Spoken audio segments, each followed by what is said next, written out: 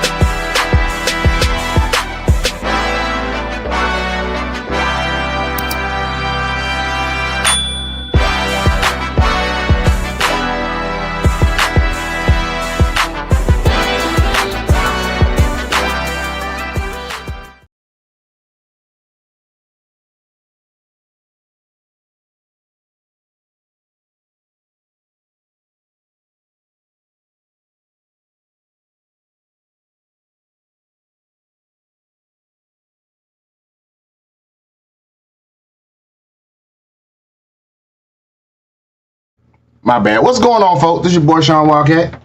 Don't worry, I'm gonna put a shirt on. I just want to show my face. I don't know what's going on with Max. He's not here, but we are going to start off. We're going to start off the podcast with a quick video. Oh, now he's here. What's up, man? Man, fucking StreamYard, bruh. You think it's StreamYard? Yeah. StreamYard knocked you out? Man, everybody's been complaining about StreamYard. Oh, yeah? Yeah, man, fucking StreamYard been on some bullshit. I'm like, yo, y'all niggas need to get y'all shit together. You went mute, nigga. I don't know why it muted me. There's another one out there that's out, but I haven't gone over it yet. I have not gone in and checked it out yet. I'm actually sitting here trying to find some stuff that I had already set up. Hold on one second, man. Oh, so yeah, folks. So as you can see from the title, Bachelorette gets canceled, and then we also have to talk about what's going on in the Iran war, and then we'll hit on a couple of points too here and there. But what you been up to, Max? It's been one of those days, nigga. One of those. One of them days, you say, huh? I cannot stand niggas from the Northeast, bro. I can't stand niggas, period. Oh, I lost my goddamn. I don't know how I lost it. This is what the soundboard replaced it with. I don't know what the hell that is. I must have accidentally hit the button. Oh, I didn't hear anything if you played. No, I must have accidentally hit the button. If you ain't hear it, it's because it's so low. Listen. I don't know what that is, man. I can't hear a goddamn thing. Oh, well, then never mind. It don't matter. Can you hear this? Nothing. Can you hear that? No. You couldn't hear that either? No. Mm-mm. Oh, well. I don't hear that. It is what it is. Anyway. So, yeah, man, I lost my little sound. But, yeah, man, so you said it's been kind of crazy this week or this day, even? Man, today, bro. Because it's what I told y'all in the what I told y'all in the group chat. Mm-hmm. Changes have to be made. Man, I've been snapping on fucking people all goddamn day long. Oh, the effects are easily noted, huh? It's like the power of the Black Panther has now been stripped away. Boy, that's funny. That is funny. I've been cussing motherfuckers. I'm like, you stupid motherfucker. Yeah, your mom should have swallowed you. I cussed the old lady out. Old lady flicked me off. I'm like, fuck you, old bitch. God dang. That's why your titties saggy, nigga. Please don't talk about saggy titties, man. I see enough of those in my job every day. Where I already had 2 overtime shifts this week. They wanted me to come in tonight. I was like, damn, where the hell everybody else at?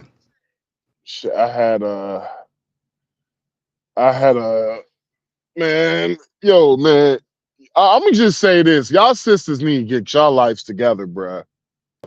I'm sorry, bruh. I'm As much sorry, as I bro. want, I could talk so much shit about white women, Hispanic women all day, but you sisters need to get y'all shit together. They been I'm need to tired of get their y'all shit shit. together, man. They been need to get their shit together, man. They just and the crazy part is they not gonna listen to Nigga, you why when the you fuck you say it. went low, nigga? I have no idea, dog. Okay, now I that's just for good. some reason I hit my little mixing And them board chill, thing and it. and them chilling and playing on the computer again. Like, I hey, don't know, hey, man. bro, hey, big bro, you want to do something? What? Let's fuck dad's settings up. That I sounds don't like a know, great man. idea. I don't know what them kids did this weekend, man. And then But they all this damn soccer, dude. Oh, how about I? You want to hear something funny? And I'm probably what's not gonna up? do it. I'm probably not gonna do it because I'm gonna need to walk and actually function at my job. How about I'm at my kid's soccer game this past weekend, right? Hmm. And at the end of one of my kids' game, this coach walks up and he has like football equipment. He sits down next to me and he's just talking. Well, he sits like 5, 10 feet away from me. He starts talking. I just start asking him about shit. I'm like, oh, what y'all doing? Oh man, we about to have practice. Practice? Okay, cool. He coached some semi-pro football team, right? How about he said, man, if you want to, you can come out there. I was like, nigga, I'm almost 50. I said that to another dude on the team. He's like, dude, we had a guy out here that was 63 the other year. I was like, for real? I don't know. I've been thinking, Max. I might actually lose me a couple pounds, man. Go out there and play a little semi-pro ball. Plus, they pay you for every game that you get put in. I don't know. I gotta think about it. I've been thinking about it, man. Oh shit. Oh my, I have my football or soccer. Football, football, Shit, semi-pro dude. I football. I seen that shit too. Are you talking about the 37U? I don't know. All I can say is this. I told a dude my age. He said, if you want to, you can come out and play if you want. It's called a Tri-City Phoenix or something. Tri-City or Tri-State. It might be Tri-State Phoenix. Let me see if that is it. Tri-State Phoenix. Let me see if I Yeah, can. Let me see. some dude was like, Tri-State Phoenix football. Oh, I think Dragon is here. they have Dragon is here. yeah, they have a dragon Hey, what's going on, guys? So what is this? because they have like Tri-State some Phoenix. 37U and I'm not sure. Is it Tri-State Phoenix? That's funny. They've been out for a minute, right? Yeah, I'm looking at it now. Maurice Beasley, head OC, lineman coach. Antonio Burden, head coach. Joshua Hubbard, assistant DC linebacker coach. Jalen Hamilton, QB, wide receiver coach, trainer. Meet our team chaplain and counselor. Yeah. Tri-State, what we offer. Tri-State Phoenix. That's them. Man, hey, all they gotta do just let you go out there and pray a little bit, boy. Yeah, y'all gonna win every goddamn What you talking about, man? game. Father God, just let us win this game, Lord. No, remember that time you prayed for David? I was like, David, yeah, he got power behind his prayer, boy. We got to sell this shit. Yeah, they based here in Atlanta, Georgia. They sure are. They also work with the NFL with for youth, like youth. Shoot, I might just go ahead. I might coach for them jokers. I thought That's all about right. doing some coaching, then I was just like, nah, I can't do this shit.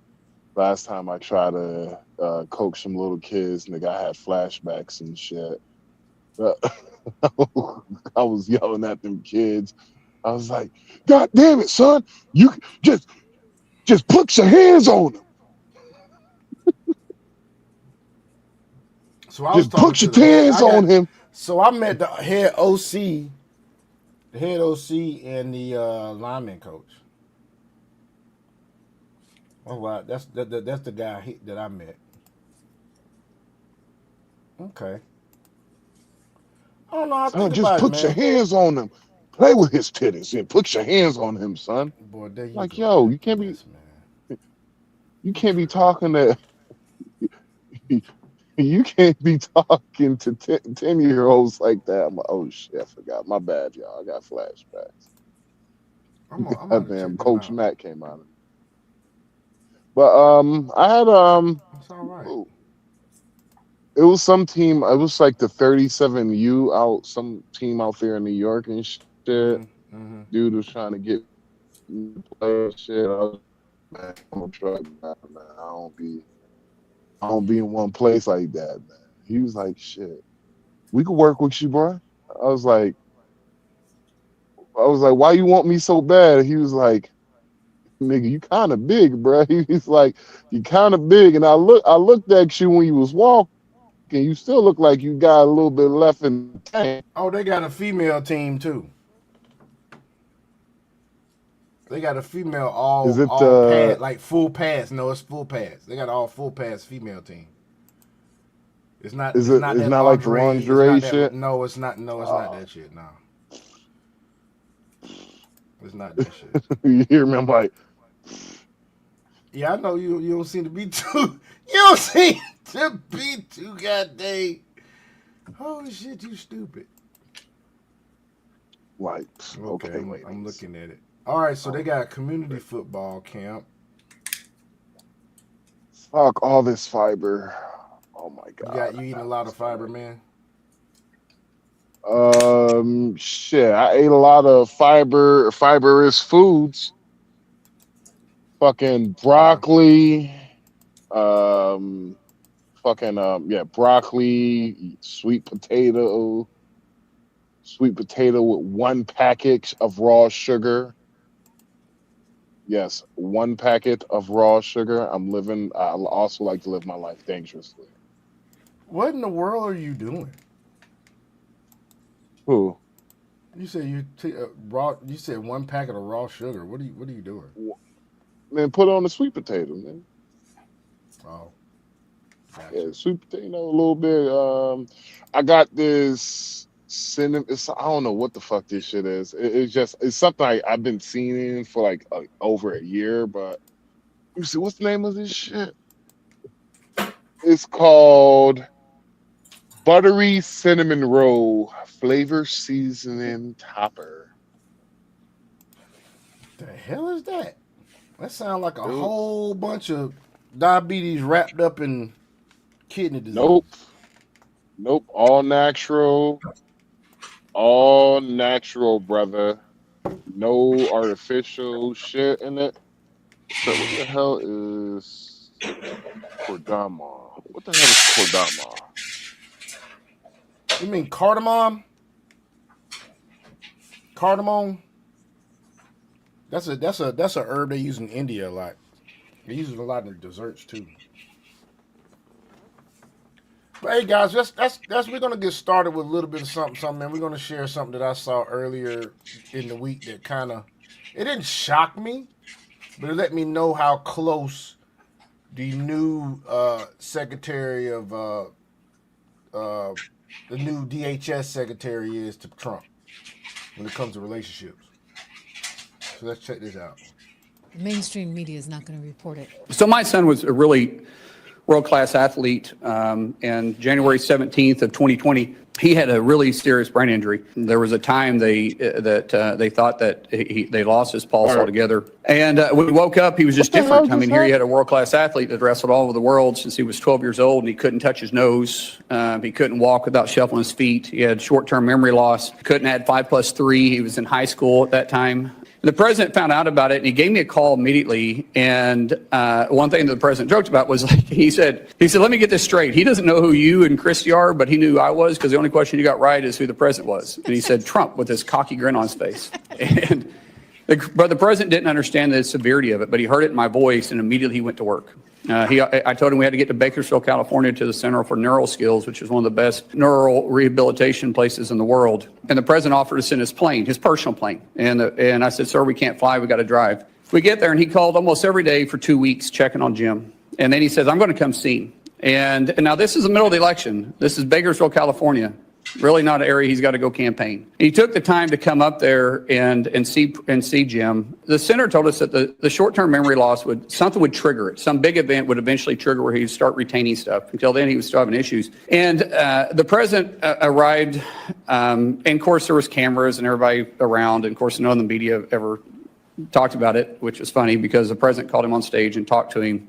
And then we went to the back, and the president didn't talk to me. He didn't know I was in, I mean, he didn't even care if I was in the room. Here's a guy that's been over in his ties about as long as my son because my son's, it stunted his growth, and so he's 5'3" the rest of his life. And his team came to him twice and said, sir, we got to go, we got to go. On the third time they came over to him, he looked at him and he says, hey, I guarantee you that plane won't leave without me. And for the next 15 minutes, he did nothing but love on my son.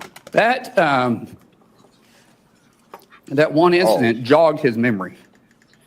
And from then on, he started retaining things. And Jim's attitude went from this, you know, we're going to get through it to this, I'm going to get through it. And every week, if not most days, the president would call and ask how he could help. He didn't do it for publicity. He didn't do it for any show. He was running one of the toughest. Now, mind you, folks, this is something that Trump could have told this story several times while he was campaigning, and he never did. And a lot of people like to say that our president is cocky, which he is sometimes. You know, he's kind of, you know, narcissistic and whatnot and all this good stuff. But what they fail to realize is if he was really narcissistic, he would have definitely told this story. He didn't even mention this shit. You've never heard this story from anybody. Mark Wayne decided, and I don't even know what the hell, why would you name your goddamn kid Mark Wayne? But anyway, Mark Wayne decided to say this himself while he was going through his confirmation hearings. This is not a public speech. This is him in his confirmation hearings. So when people say Donald Trump's racist or Donald Trump's a terrible guy, Donald Trump's an asshole, this, and this, he's a PDF or whatever, all that stuff is bull.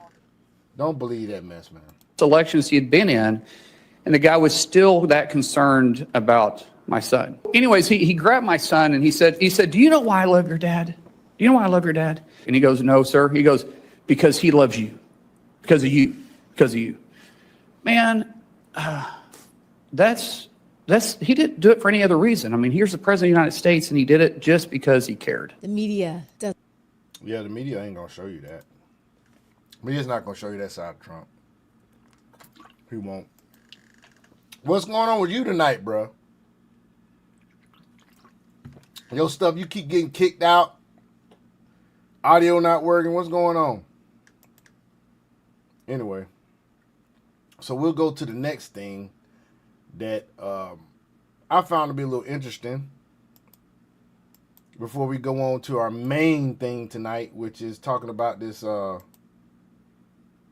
Bachelorette that basically we'll get into that, folks. So right now we're gonna get into one of the channels that I follow, Professor Nez. He's talking about some stuff. This video is from about 6 days ago, but still, it's still relevant. Okay, the left is just absolutely crazy and nuts. This is like bone-chilling stuff that I've discovered. I'm going to share with you this clip that just literally sent shivers up my spine. The left is nuts, and they're willing to do anything to keep their scheme, their fraud, their rampant criminal activity, treasonous, seditious activity upon the American public, American citizens like you, me, our families, our friends, our neighbors. And I have to give a quick disclaimer before I share this clip that just now, I mean, look at my hands. I mean, I'm just shaking right now. That's not coffee either. I am happy. I'm not depressed. Please pray for me. I have zero tendencies to unalive myself. I have to put it that way or they'll take the video down. The S word, you know what I'm talking about. I'm very happy. I love my life. I love my work. I love God. I love America. And I'm doing this for my kids and my family, which is why I keep saying this has nothing to do with me. Tapping the thumbs up, sharing this, making it go viral. We're literally trying to save the soul of our country, this beautiful, glorious republic known as the United States of America. And we finally have somebody in office who has enough balls, chutzpah, and moxie to carry it out. I've got so much to share with you today. Sit back, relax, grab your favorite snack, your favorite beverage. Your boy Is he Nez is going to Jewish? He take must care be. of everything. And Boy, without look at that. Is that a toupee he got on? That nigga No, got a that's toupee. not a toupee. That's just how his hair looks. No, I don't think he's Jewish. I don't think he's. In matter of fact, he lives in California. He's a That conservative in nigga, California. bruh, hold on. Let me zoom.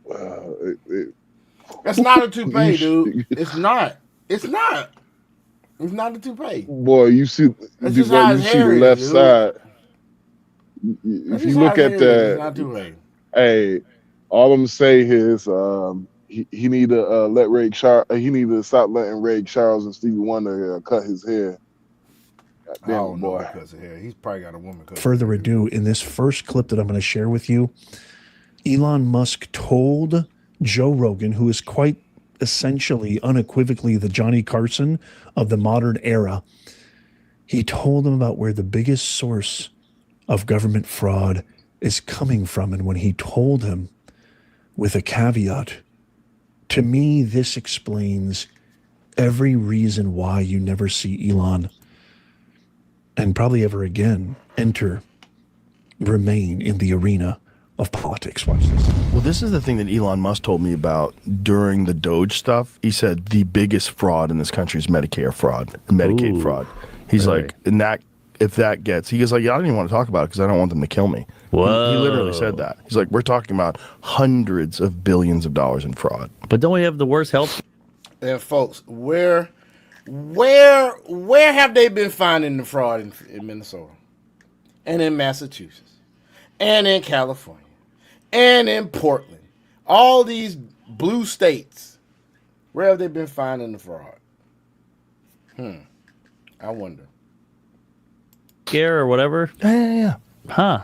But it doesn't matter. It's not about actual health care. It's about using the system to extract money, pretending you have a daycare, pretending you have a hospice, pretending you have a this and a that, and really you're just lying about who's.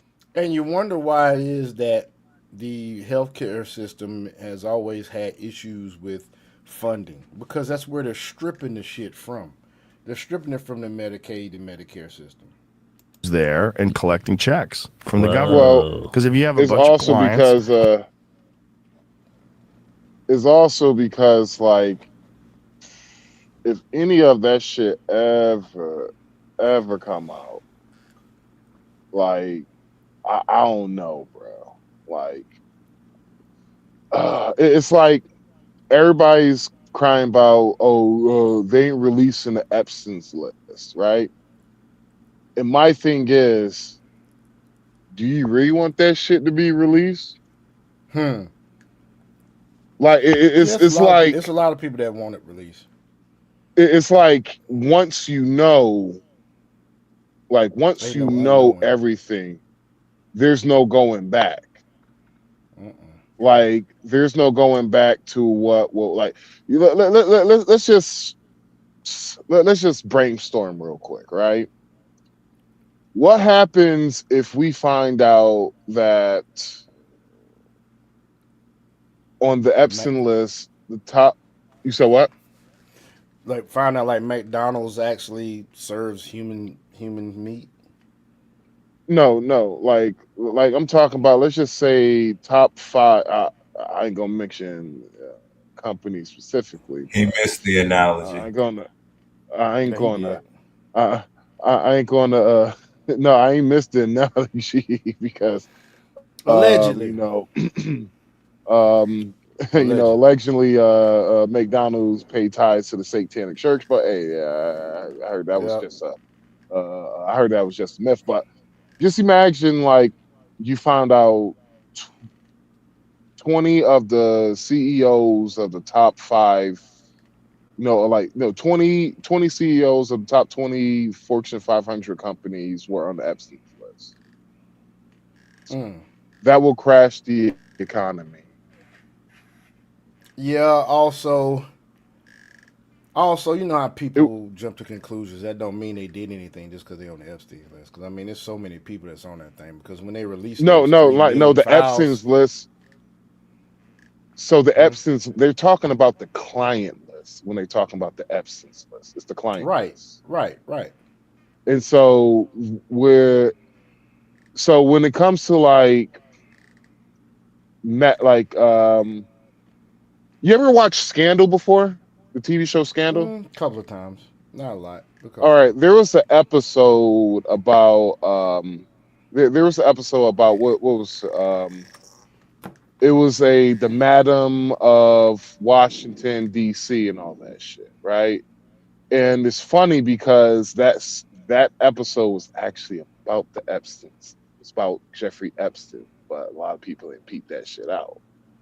And so you had all these guys trying to make sure she don't release not one of those client lists, not one, like nothing on that client list. It's because of the fact that there's ramifications that's going to happen. You're talking about shit. Imagine those 20 companies just overnight the stock just crash. You're talking like all the shareholders pulling off their money. The SP 500 will crash. You're talking about massive layoffs going to happen all overnight. Mm-hmm. Then we can't go back. So we're basically talking about the collapse of the economy. Or at first, I thought Donald Trump probably have the Epstein's client list and has been using that as leverage to pass a lot of his shit. He may have been. May have Because been. They got John there's Thune in the chokehold now. That American Save Act is probably gonna pass. Let's expose John you Thune as talk a rhino. shit. I say primary his bitch ass. They probably That's the will. only reason why. That's the only reason why for a long time I never really liked Republicans is because it's not that They because the don't do shit. Republicans could. Yeah, it's not that they couldn't be the right. They're not on the right side of history. It's the fact that They don't do what the shit. Democrats have no problem doing to the Republicans cry about doing the same shit the Democrats would do to them. Mm-hmm. But And it also, the always, Republicans just don't mhm. seem. They don't back up their wording, man. Like they don't do shit. They're not aggressive enough. If the Republicans had the gall of the Democrats, because here you got the Democrats who in our faces are playing about this whole illegal immigrant thing. They changed the wording to undocumented. And they also, even though not DHS, but even though ICE has been funded through the big beautiful bill, knowing good and damn well that shutting the government down would hurt the TSA agents, they still shut it down. And in the meantime, talk about we want ICE defunded or we're not going to open up the government. It's like, so you're going to hurt them to get your way. And ICE has already been, you're not stopping anything. You're not stopping deportations. You're not stopping these people from getting pulled up for being gone after by your little shutdown. All you're doing is making flying unsafe. And that's what you're doing. And so I'm that's the glad reason. Delta did what they did too. You saw what Delta did? Yeah, Delta, they changed the rule for all Congress members. Mm-hmm. Basically, you want to stand in line like everybody else, bitch. Yeah, and I'm surprised no other airline didn't fall in suit, but They you should know, have it. and a lot of well, the funny thing is they already told you about what. See, in the last, I want people to look at it like this. The Republicans have only shut the government down 3 fucking times. 3 times. You talking about in the And the modern longest, age? yeah. Okay. Oh, no. If we're talking about in the last 50 20 years? years, only 20 years? two. 20 Well, years? they only shut down I think they only shut down the government totals 4 times. Mm. And the Democrats have done it twice in a fiscal year already. They shut Exactly. it down several times during his first term. Yeah. And so what it shows me, and this is the reason why I had a problem on that bitch on TikTok live, long titty ass bitch, long titty, half her titties, areolas, nigga. Not Oreolas. Yeah, half her titties, areola, nigga, and tiny nipple. Stupid Wow. bitch. But she tried to call me. She was like, "I'm a tether." Still don't understand what that really means. Don't even give a fuck It's about it's what it just a means. fucking it's just a fucking term. Goddamn the communi the communitas come up with, man. Fuck that shit. And so kept calling me a tether. I was like, I'm a tether because I think differently than you. That makes me a tether. I was like, okay. I was like, okay. So my thing is, I'm like, yo, you motherfuckers are still voting for these people, but y'all calling me a coon for disagreeing with. I'm like, yo, man, can you tell me when the Democrats shut down the government and make sure black people get their reparations? And she shut the fuck up after that. And I was just Oh, like, I you see bet how she quick. did. I was like, you see how quickly you just shut up because you knew that there's nothing that you can say to, like, there's nothing you can say to be like, you know what, Democrats are our friends. Like, no, shut the fuck up. No, like Exactly. They never I'm, have been. They never have been. If we want to or be realistic about it. my favorite thing is all. Remember all those ICE agents at um what airport was? Actually, it was the Hartfields Jackson in Atlanta. Mm-hmm. All those black TSA agents who A lot cover of their them. face up, Mm-hmm. yeah, They they weren't all got covered either. docs. They got doxxed. You mean the ones that were at the airport that Yeah, went up there and uncovered their face? They got doxxed. all of them got docs. That's crazy. And I'm like, it's That is and crazy. I think I put it on Dave. Actually, I commented on his page, but I was like, these the same people that. Hold on, I can tell you exactly what I said.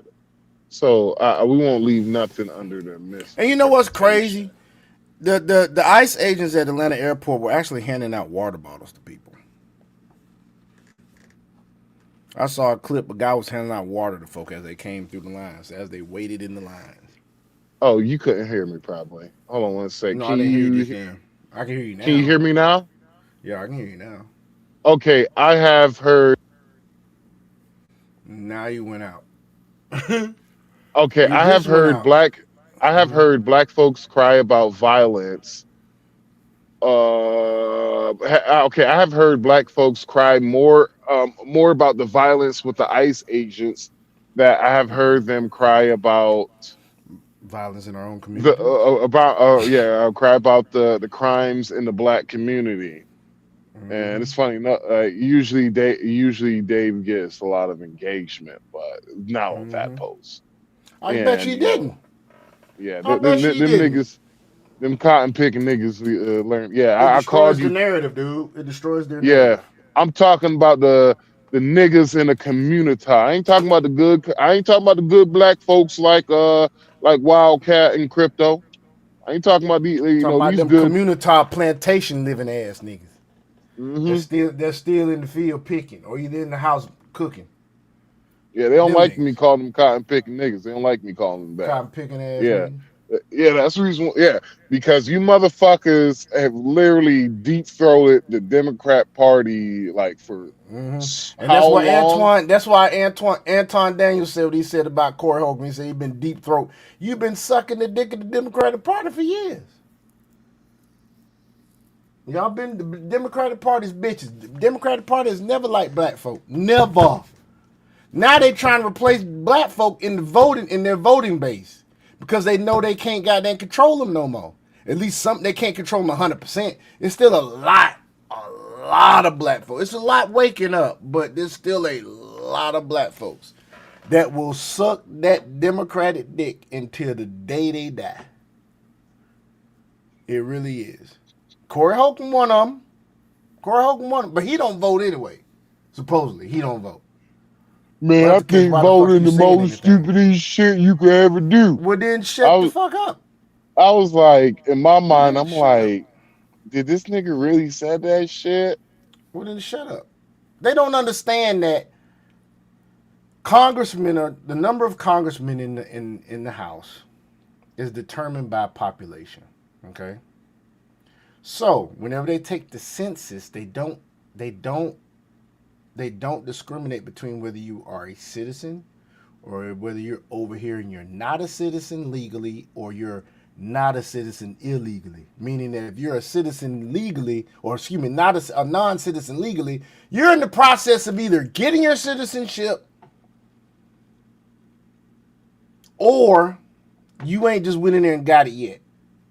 But you plan on doing it or you're in the steps of doing it. You got illegal and legal non-citizens. Then you have those legal non-citizens that finish their paperwork and they take their oath and boom, they become citizens, nationals, whatever. Then you got the people that's non-documented slash illegals. They get counted in the census too. So don't you think that if I am a party of a political party and I, one, don't require ID to vote, which we already seen in the last couple of days. California has actually, there's no ID to vote in California, but I think they just overturned that. I think conservatives in California have got to the point now you have to have ID to vote. So I think California might become a swing state pretty soon, y'all. Well, it'll never come to swing state. It will be a long ass time before California ever becomes swing state. Well, But the important thing is that non-citizens cannot vote in California anymore. oh, the funny shit is the top runner, because this is how stupid California is. So California has rank and file choice voting, right? They never thought one day that they might become so unpopular that currently right now the two front runners of the governor race for California is two Republicans. Mm-hmm. But in my Mm-hmm. opinion, a California Republican is like a A rhino. California Democrat, in my opinion. They Or probably the same. you could call them a rhino, but they're Yeah. more like a Democrat in my book. But also like Jasmine Crockett, yes, she is a Democrat in Texas, but she is a progressive. Mm-hmm. There's a big And fucking that's why. difference. And that's why the fuck she fucking lost. Not only that, she called everybody in Texas racist, and then expect them to vote for her. Like Well, really? you can't expect. I thought it was a treat whenever she called Mexicans, what, Another white Hispanics. adjacent, Yeah, white white adjacent. Yeah. adjacent, like, or slaves, yada yada. And I was Because, just like, you or she talk. wanted to say that they are the slaves of America because who else is gonna go out here and pick these crops? That was her Yeah, words. Who out here gonna go out here and pick these crops? Black folk ain't gonna do that. That's what she and said. then in the Democratic primary, complained that Republicans cheated the Democratic primary. Yeah, she said that mess too. Not realizing that, bitch, your own party decided to boost Rico on national television No, well, and this is how stupid her right before the supporters election. are. This is how stupid her supporters are. I was just like, man, do you realize Republicans were donating to Jasmine Crockett campaign? Ain't that something? I donated to her campaign. Yeah, because we wanted her to go against whoever was going to be going against in Texas because we knew she wasn't going to win. Well, we knew she, not only we knew she wasn't going to win, I just wanted to see how bad that ass whooping was going to be. Mm-hmm. And I'm She still couldn't sorry. fucking win. Sorry, hey, to all the black women, sorry that y'all been losing majority of all y'all racists, Mm-hmm. fucking Majority. progressives. What's crazy is that I don't get how black women don't see how they are being publicly mocked by the way the Democratic Party likes to boost them up and put them in positions and use them as a megaphone, because they know they're going to be passionate. They know they're going to be whatever issues out there. They know they're going to be loud about it and they're going to be seen. Yet and still, the Democratic Party boosts black women up to take the loss and take the fall. It happens every time. Look You at better Jasmine thank Crockett. the union member. Kamala ain't black, but she's a woman of color, and she got put up there to take the fall. How you listen now? This chick had 107 days to convince people that she needed to be the president. Not chosen by a primary, she was appointed to the position of the front runner. Y'all let that kind of slip of democratic process go away, because really and truly, if I'm not mistaken, Max, it isn't a possibility that you could sue the Democratic Party or the DNC for them placing, basically foregoing the democratic process of choosing a front runner? Technically, no. Technically, no. Technically, no. But it is. But it was not. Was it not against the Constitution to do the way they did, though? Well, the Democrats and Republicans have two different ways for a nomination, right? And so it's always in the wording and shit, because what they were talking about doing for the Democratic National Convention was having a open convention. So to the people who don't know what the open convention is, I'll explain it to you. Open convention is basically all the Democratic delegates are up for grabs. So each state by line, so Alabama would be the first state, and the Democrats will have the choice to either put their delegates towards Kamala Harris, or they could pick any fucking body. It could be a regular person, regular Joe Schmo on the street.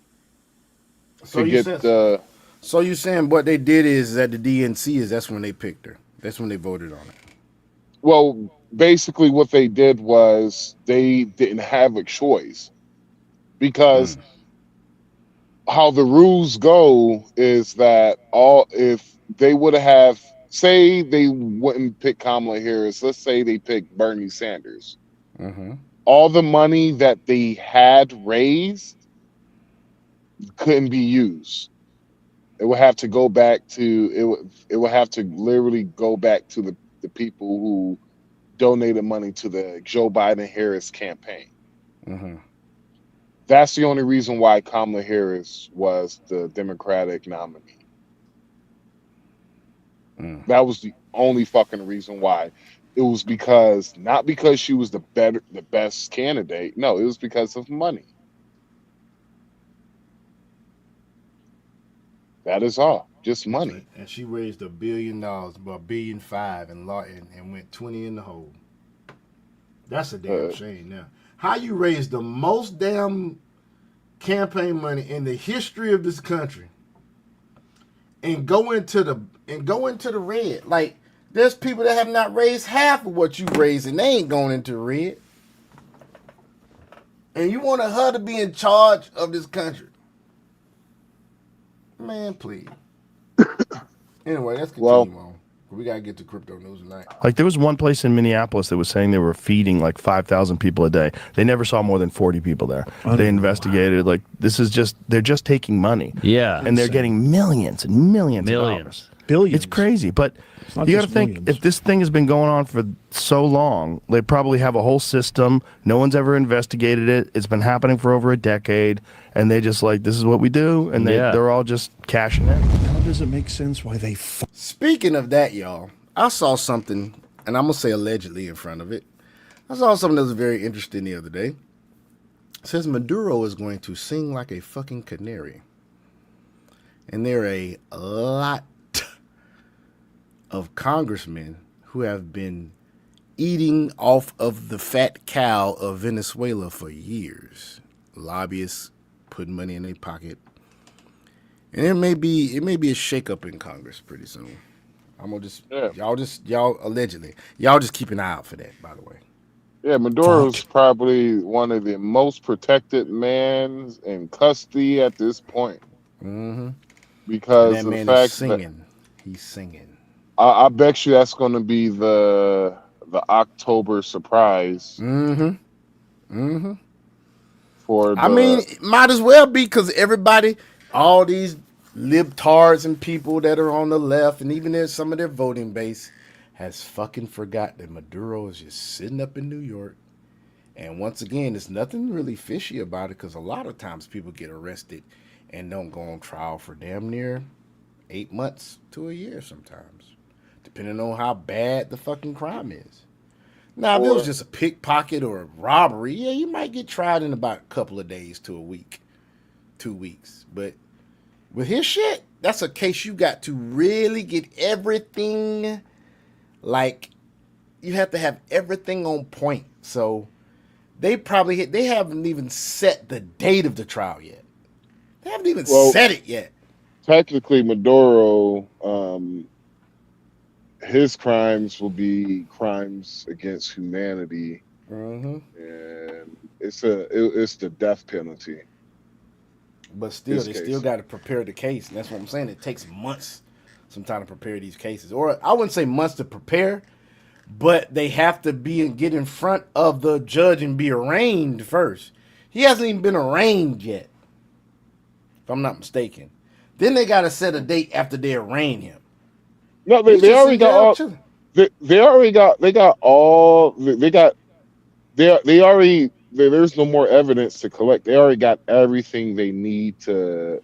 They got everything to I'm bury pretty sure his they do. ass. I'm pretty sure they do. But Like I said, he hasn't even been arraigned yet. I guaranteed Trump got something cooking up his sleeves, He probably does. He's been playing 5D chess the whole time. especially with this Iran shit. He's really been playing 5D chess. Remember, folks, any businessman knows this saying. And if you want to go into business, you have to know this. As well as even on your job, you can use this. You always under promise and you over deliver. Example. If you're at a job where you have to produce anything and your boss says, okay, when will this project be done? If you know you ain't got but 2-3 days and you'll have it done, you tell his ass a week. You give it to him 2-3 days later, guess what? He's gonna be happy as a freaking cat in a room full of mice. He's gonna be like, dang, you said it was gonna take a week. You did it in 3 days. It's excellent. He gonna put that in your file. Before you know it, next time you get a goddamn evaluation on your job, you getting a raise. Why? Because you've been under promising and over delivering the whole fucking time. So he told us 4, 5, 6. He said 4 to 6 weeks, right? We about to come up on day what 26, I think. That's 2 weeks and that's 3 weeks in like few days. So we about to come up on 4 weeks pretty soon, right? In about 4, 5 days it'll be 4 weeks. That's the bottom guesstimate of how long this is going to take. Don't be surprised if this war is over, I would say by next weekend. Well, they already talked. He's already said out of his mouth. I heard him to say this today, and we'll get into this. Trump said out of his mouth on live television with the 5, the war is already over. That's what he said. They've been in talks. Not only that, we'll go into some stuff, but I'll let you tell them yourself. But remember, he said that, I don't know if you guys saw the, I want to say, it might have been not a White House press conference. And it wasn't a cabinet meeting, but he said something in a cabinet meeting to answer this. But before the cabinet meeting, while he was on the plane, he said that they gave us a present. He said they gave us a present. And I'll let y'all hear what the present is through his own words. I'm not going to say it. But Iran gave him a present. And when he saw this present manifest, he knew he was talking to the right people that could get things done. So we're going to listen to a little bit more of this, and then we'll go into that. and then we'll do crypto news. Tooth, fang, claw, and nail every single day to get rid of Elon Musk. And by the way, you could almost argue essentially that they won. They attacked this unbelievable collection of young, smart, intelligent patriots. Speaking of young, smart, intelligent patriot, here we go with ever Nick committed Shirley. on American soil. And look what they're doing to him. Instead of giving him a Pulitzer Prize and celebrating him, they're doing the same thing that they did to Elon. Check this out. So there are sites that are doxing Nick Shirley. You can see this post right here. Nick Shirley was spotted at a local hotel. He's snooping around, pretending he found fraud. Probably another paid leftist agitator. If you see him running out of town, Nick Shirley responding to this. People trying to dox me in real time. Expose fraud and have your life threatened 24/7. Running out of town for what? Exposing fraud?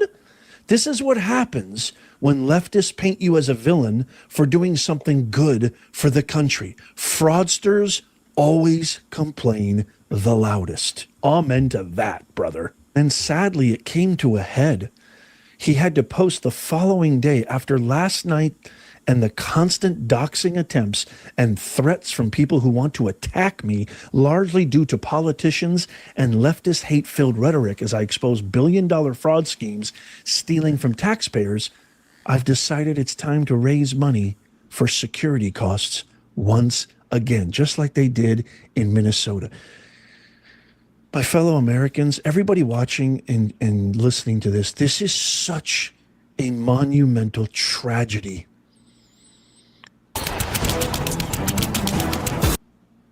Excuse me, folks. Still ain't did no ads. My bad. We're gonna skip ahead a little bit. $1 billion in assets under their management, yet they are located out of a co-working place called WeWork. This company is called Rose Lake Capital, and it is co-owned. So Rose Lake Capital is the company that Ilhan Omar's husband owns, and she co-owns it, and they are being investigated now, of course, by our fraud czar, J.D. Vance, who is now the fraud czar. Owned by Ilhan Omar's husband, Timothy Minette. And similar to the winery, in 2023, it made... Oh, I actually follow this chick. She's good. She exposed a lot of shit. Made up to $51,000, and it had a sudden and very suspicious increase in net worth up to $30 million in 2024. Are you trying to like meet with them, or what is Yeah. So in this video, we're going to see if they have an office. We're going to look for any signs to see if they're actually operating out of here, because this is their only dedicated address. This is the only address that is connected to this tens of millions dollars worth of investment firm. So proud of you Alex? Is there an Alex? It took visiting this place to realize that Tim Minette also had E Street Group registered at this WeWork place. And by the end of this video, you will find out how they made $3 million. Spoiler alert, it was super illegal. All right, guys, we are in and one step closer to uncovering this $30 million mystery. I went up to the little tablet and I started to search their directory, and nothing came up for Rose Lake Capital, nor for Tim or his business partner, Will Haler. And even if those people weren't on there, it is very strange that Rose Lake Capital Investments, nothing was showing up for those key terms. God bless you, Angela. And I also did a video too exposing mentally Ilhan Omar for her fake winery. I mean, it makes no sense. The math ain't math, and her net worth has skyrocketed over like 2,000%. She's worth something like 40 million on a measly public sector government salary. It makes absolutely zero sense. And the bottom line is she hates America.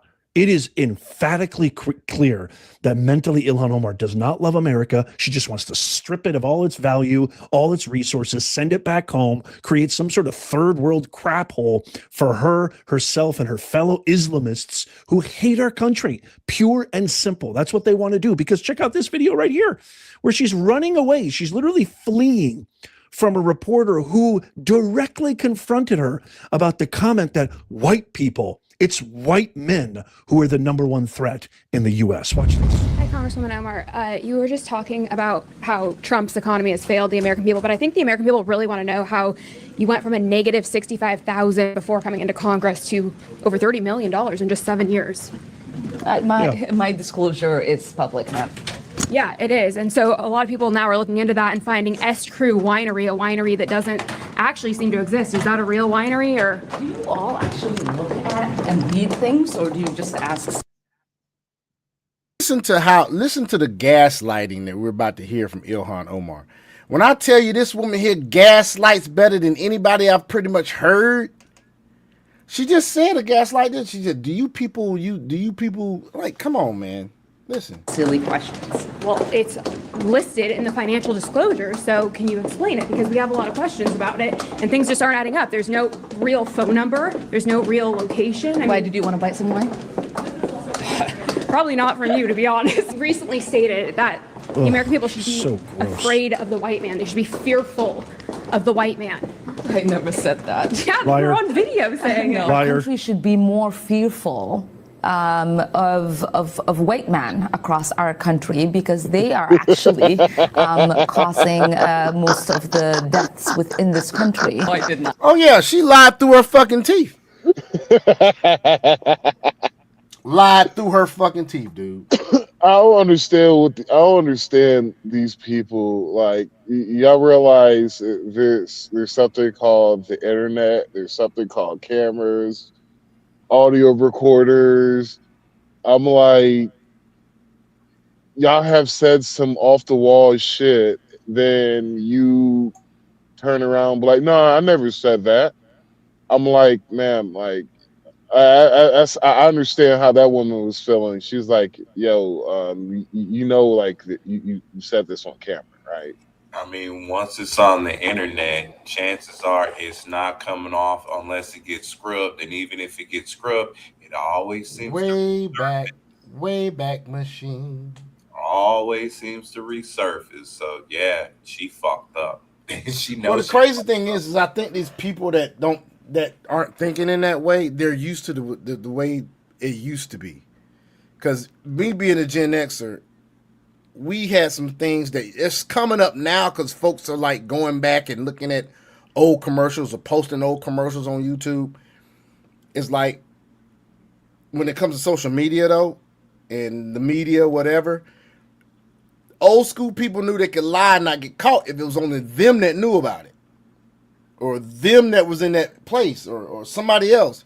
And so she said this shit on TV, and at the same time, she's probably used to the old way of doing things. Well, I could just talk and say whatever the fuck I want. I'm a congressman. Nobody gonna pay attention to that shit. No, bitch. We saw you say that shit on TV, and now it's because Donald Trump changed the whole entire game. He did. It's because whenever Donald Trump came out and said fake news, looked them dead in their fucking face and called them fake news, he changed the whole fucking game.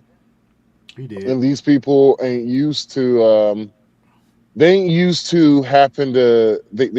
not used to standing on what they said. They really aren't. Ilhan Omar, she came in the game on bullshit, like most of them did. Came into the White House on bullshit. Thought they could live, like thought they could say bullshit the whole entire way, and people were just going to believe it, consistently believe it. Then they realized, wait, the shit that we were doing ain't working no more. This ain't working no more. Like the American people ain't eating the bullshit no more. What should we do? I'll tell you one thing. If it took them that long to figure out that it ain't working no more, it's pretty much Das Vidania at this point in time, man. Because it's like, if you can't figure that out for yourself, how in the hell do you think you're gonna stay in office, stay in power, whatever? It's not gonna happen. You gotta know how to be proactive, not reactive. And if you have not noticed, folks, the Democratic Party is very reactive. They're not too proactive. You could tell by how they react to things that Donald Trump does. A lot of times they're freaking reactive. They don't think ahead. They really don't. He does, which is why he's been playing them like a freaking fiddle. Which is why he's been playing 4D chess with their ass and they're not learning shit. Yes, What? again, this Blatant is liar. like what I said. You need Disgusting, to prepare repulsive. yourself because you can't continue embarrassing yourself like this. So I'm just a liar. She's what embarrassing I was herself. quoting was an actual study done by the FBI. Islam is the death Thank of you. every civilized society. All right. Oh, and let me remind you of this, folks. Whenever especially, I won't say all Muslims, I'll give them the benefit of the doubt. But whenever a Muslim is talking, especially if they are a radical Islamist, they are enacting a Sharia law tenet called taqiyya. Taqiyya is basically Allah giving them permission to lie to promote the faith, but is also to push the narrative that they need to push to promote the faith. And what is her her end all be all? She wants to make sure that Muslims get enough power in America to where she can pretty much do whatever she wants in this bitch. And so what's she going to do that? She's going to lie her ass off. So that's what she does. Taqiyya. She's practicing taqiyya. Thank you. And she's justified in her faith to do it. It's crazy how Ilhan Omar said the dangerous people to America is white men. She said white men. She said white man. Ain't she? Like Ain't she married to a white man? Yes, she is. Yes, she is. That shows you exactly how much she respects citizens. She knows y'all were so dumb. She can say whatever the fuck she wants to out of her mouth. Like she's kind of like. Remember when I said a while ago about Don Lemon? I said I wonder if people like Don Lemon and Ilhan Omar, do they give their significant other a fucking public a public kind of like what they call them, PDA, PBA, what they call them shits, dog? It's a Public service announcement. Yeah, public service announcement. Do they give their damn significant other public service announcement before they go out and do their job for the day? Like, honey, I'm going to be out. You're going to see me on TV. I'm going to down the white men in this country. I'm going to talk bad about them. Please, baby, don't take it personally. I mean, do they do that? Because Don Lemon down them all the damn time. He always talking about white supremacy. And he go home and take a white dick every night. Excuse me. Do me a favor, please. Get out of here. Damn, Get out of here, man. Yeah, that came out. I'm just saying. He takes one every night. He takes it. Or either he gives it to him. That ain't even a pause, nigga. That's a moment of silence, nigga. Like, goddamn.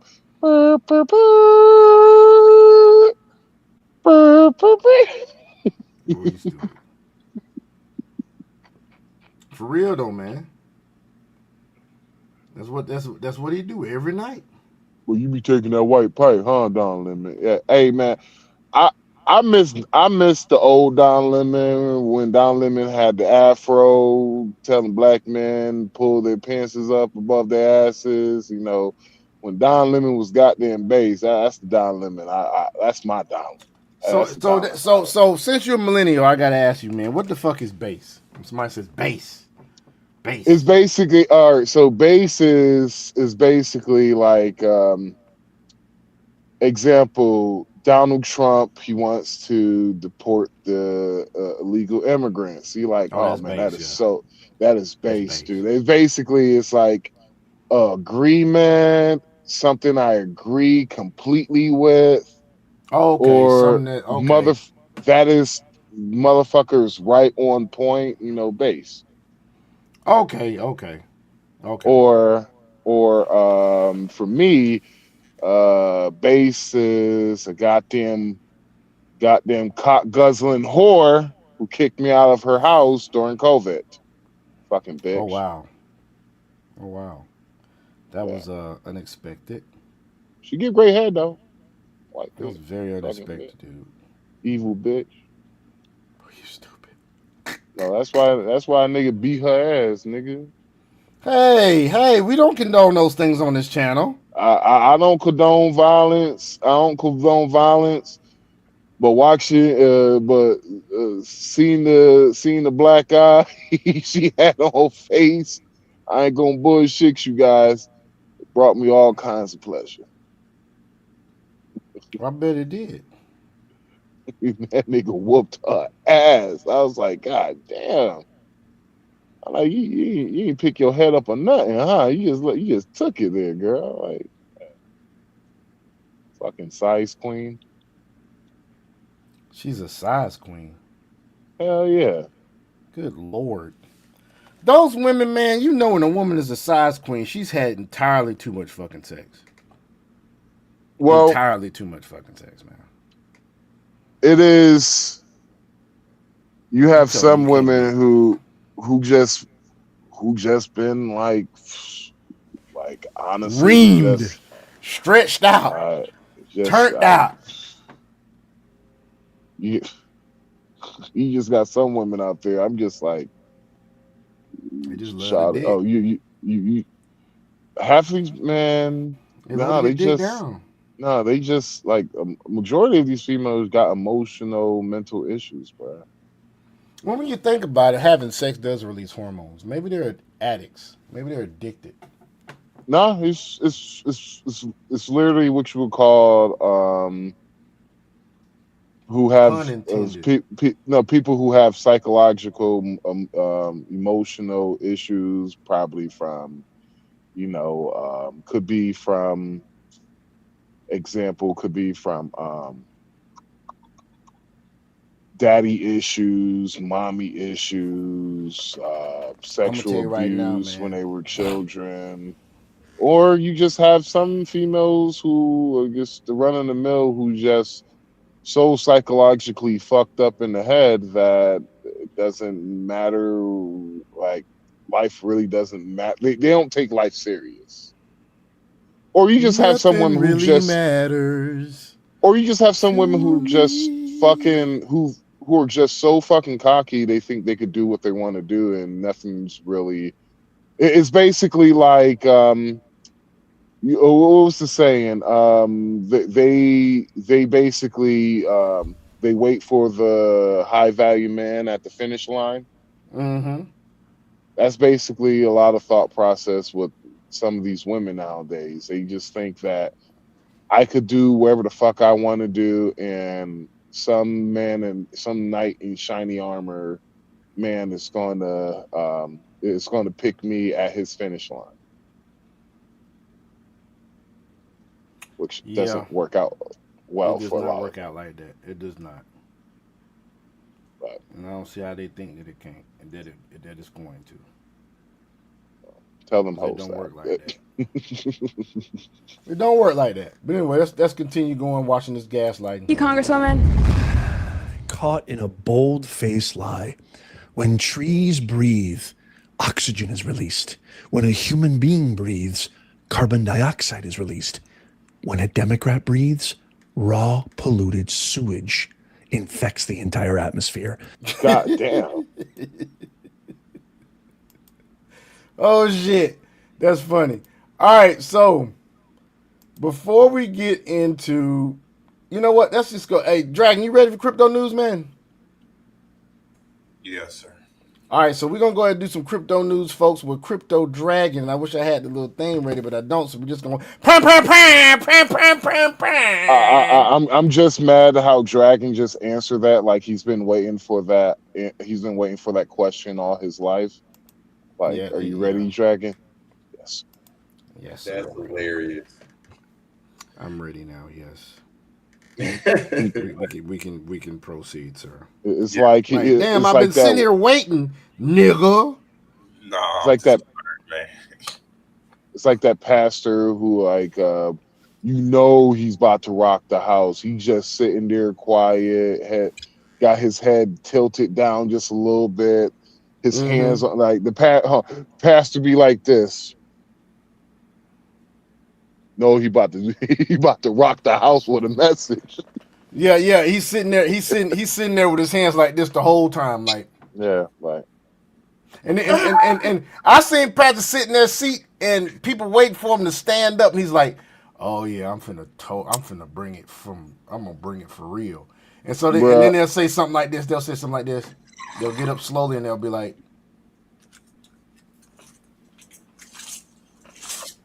"Ladies, gentlemen, Christian friends." Like, they start so slow. They start so slow. First, giving honor to God in this wonderful house of prayer that we have here. I just want to say, with all misgivings, that God is in control. You know, right then he gonna bring the house. You know he gonna bring the house. So, without The further ado, Bible folks, says. or he might come right out the gate. The Bible says, or he'll say, first turn your Bibles to. When he say that, he goes straight into the word. You already know he already focused like a mug, man. So without further ado, we give you guys Crypto Dragon. Pew pew pew pew pew pew. Don Well, Marco. in the most recent news that I have for us to actually go over is to where XRP eyes a slice of the DTCC's 100 trillion custody pool. And so that's one of the things that I do want to cover and go over real quick. So, just to let y'all know, the DTCC handles 3.7 quadrillion dollars a year and safeguards 100 trillion. Uh, in 2025, patients explicitly reference Ripple and XRP Ledger as compatible rails. And DTCC may move to tokenized markets within 50 weeks, with tokenized assets projected to 16 to 30 trillion by 2030. Internal target is up to 100 trillion. Ripple acquired Hidden Road, which clears 3 trillion annually for 300 plus institutional clients. Pause. Remember, folks, I'm all about institutional rails and money. That's first and foremost. So, rebranded it Ripple Prime and appeared in DTCC and NSCC directory by March 2026. Isn't that this month? Positioning XRP as a digital liquid token inside core Wall Street rails, boosting institutional crypto adoption and token launch prospect. Although adoption is not guaranteed. The overall highlight for this all across the board from an institutional standpoint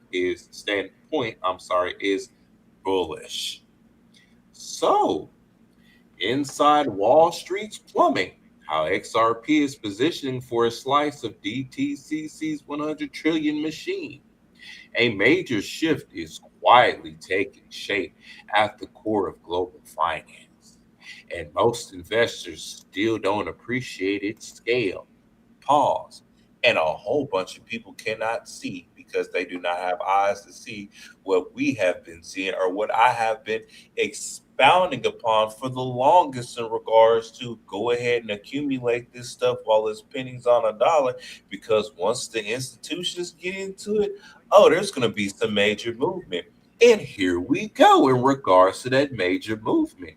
Because if they're able just to get a little piece of $3.7 quadrillion a year, think about what that's going to do for not only network activity in regards to the XRP ledger, but as a whole, what that's going to do for XRP. So let me continue. Now, at the center is the Depository Trust and Clearing Corporation, or DTCC. And the engine room of U.S. securities markets. It's more than just a support system for Wall Street, it's the infrastructure everything runs on. The DTCC processes an eye-watering 3.7 quadrillion in transactions each year and safeguards around 100 trillion in assets across 130 plus jurisdictions. From clearinghouses to prime brokers, virtually every major financial institution depends on its rails. Wait a minute, pause. Didn't the DTCC link up with Canton Network? And didn't Canton Network just sit up there and tokenize $6 trillion worth of assets from the depository trust and clearinghouse? Oh my, how all of these networks are interoperable and collaborating with one another. And once again, mind you, this is not financial advice, but why I told y'all to get into what I told y'all to get into. Now, let me continue. Well, the backbone of traditional finance is now crossing paths with blockchain in a tangible way, or in another word, interoperable. In 2025, the Depository Trust and Clearing Corporation filed patents that would explicitly reference Ripple and the XRP ledger as compatible infrastructure for tokenized assets. Let me repeat that for y'all one more time. Compatible infrastructure for tokenized assets. This wasn't a generic nod to innovation. It was a clear signal that established market plumbing is actively evaluating specific blockchain rails for the next generation of finance. Around the same time, Ripple made a calculated move that caught institutional attention. It acquired Hidden Road, a prime brokerage clearing over 3 trillion annually for 300 plus institutional clients and rebranded it as Ripple Prime. Pause. I have to give the golf clap to Ripple because they did make a very intelligent chess move, so much to where the DTCC had written them into their infrastructure.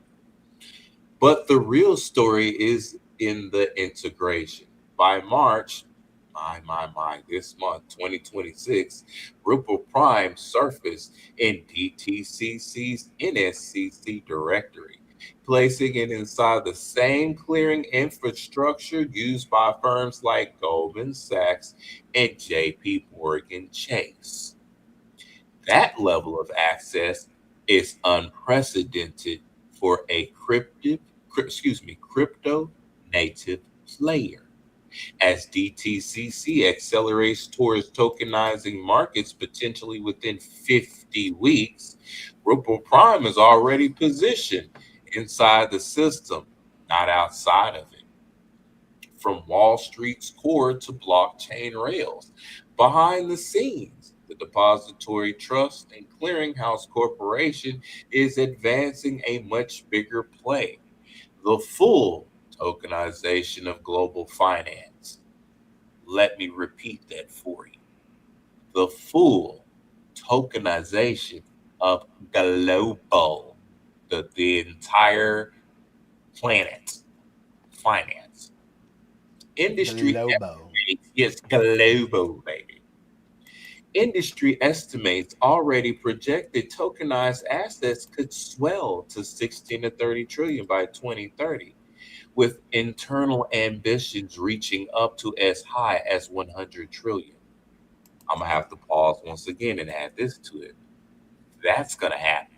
That 100 trillion, once everything gets going and things are amped up and money's moving, and then let's not forget BlackRock Group that has $11 trillion assets under management, which of course is going to be moving along the lines of the background. So that's going to hit that 100 trillion, so that way they can make their cut.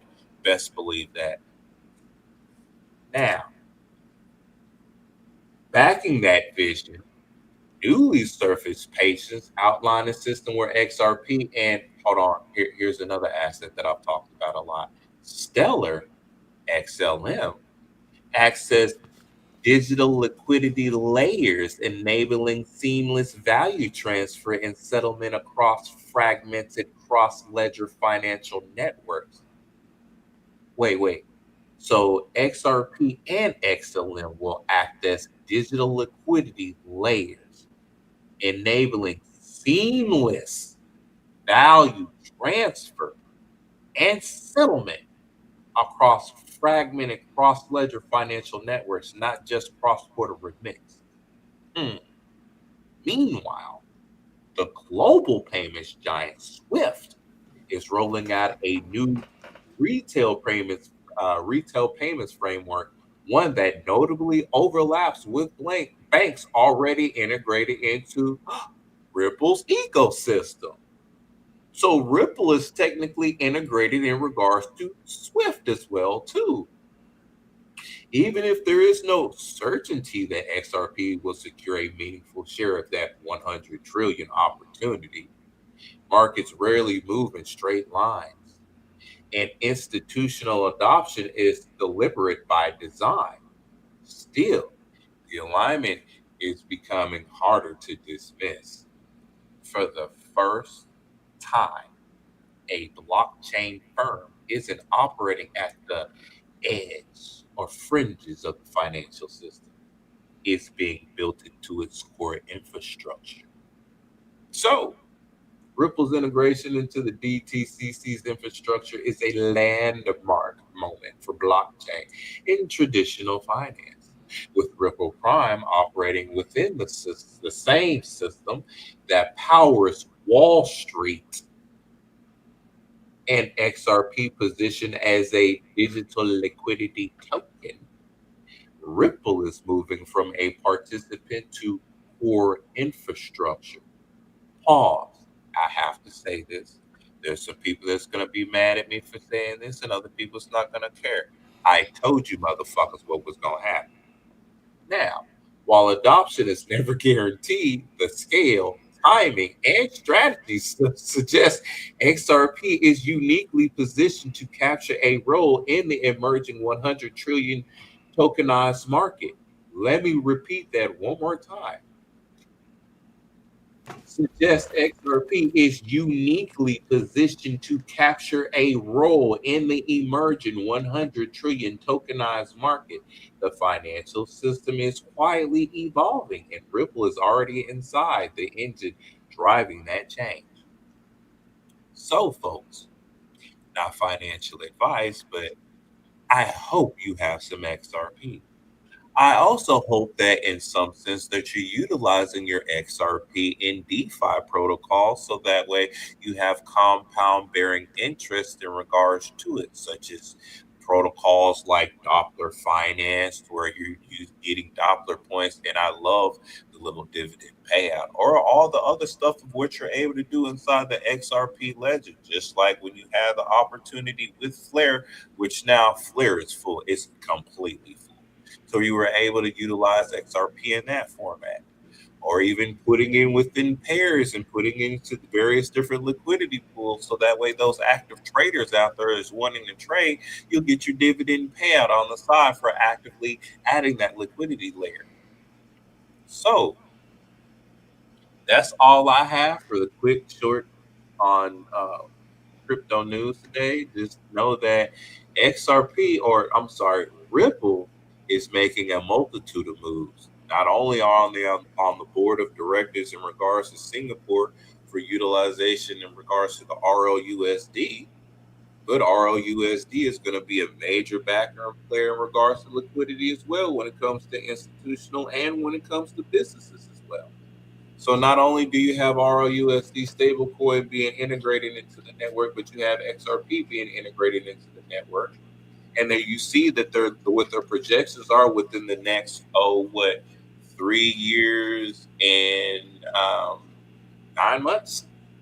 Think about it. That's right around the corner for that 100 trillion tokenized market of what they're wanting to have projected in. Remember, you got Franklin Templeton, Grayscale, you got a whole bunch of other major institutions that have trillions of dollars on hand, which is buying up XRP on a moment-to-moment basis. So if you actually take into account, and I'm gonna have to go there, how the war is currently going on, and the markets are very volatile, and you see how things have dropped. Who do you think is gonna be able to buy up a whole bunch of this stuff because stuff is pennies on a dollar right about now? They're gonna buy up a bunch. But like I said, not financial advice. You do what you do in regards to your finances. But I know I'm gonna take some of the side liquidity of what I got, and I'm gonna give me a little bit more XRP, and then I'm gonna figure out different ways and methods so that way I have a compounding interest in regards to my XRP. I'm getting it paid back, and then in another form, man. Let me not give y'all all of this game. I'm gonna just leave it at that right there. But if I there's going to be some people that are going to be millionaires, billionaires, and trillionaires upcoming up in regards to what's happening within the crypto space. So if you're not diversified and you do not see what is happening all across the board within all of these networks, and then seeing that the time projected for what they're looking at for the markets is literally right around the corner, because that 3 years and those couple of months is going to pass like this. Because if you think about it, we're pretty much already into the fourth month as it is. We're pretty much almost halfway through the year. Pretty much. Because once we enter into next month, we got 2 more months and we're already at the half status. So think about how quickly this stuff is not only being utilized, put into the system, because we just read how it's been put into the federal networks, into government and other stuff. So get yourself positioned. Either, and I'm gonna say it like this: either you're gonna be the people that's gonna be happy because, hey, I was able to see what was going on. Let me go ahead and get into this stuff now while prices are low, or I can actually afford it. Or you're gonna be one of those people that's gonna be hooping and hollering, wish that you got into it when you had the chance to at the time when stuff was pennies on a dollar, but you was too busy focused on bullshit. And I'm gonna just call it like it is. Now y'all have a good night and thank you for this crypto segment.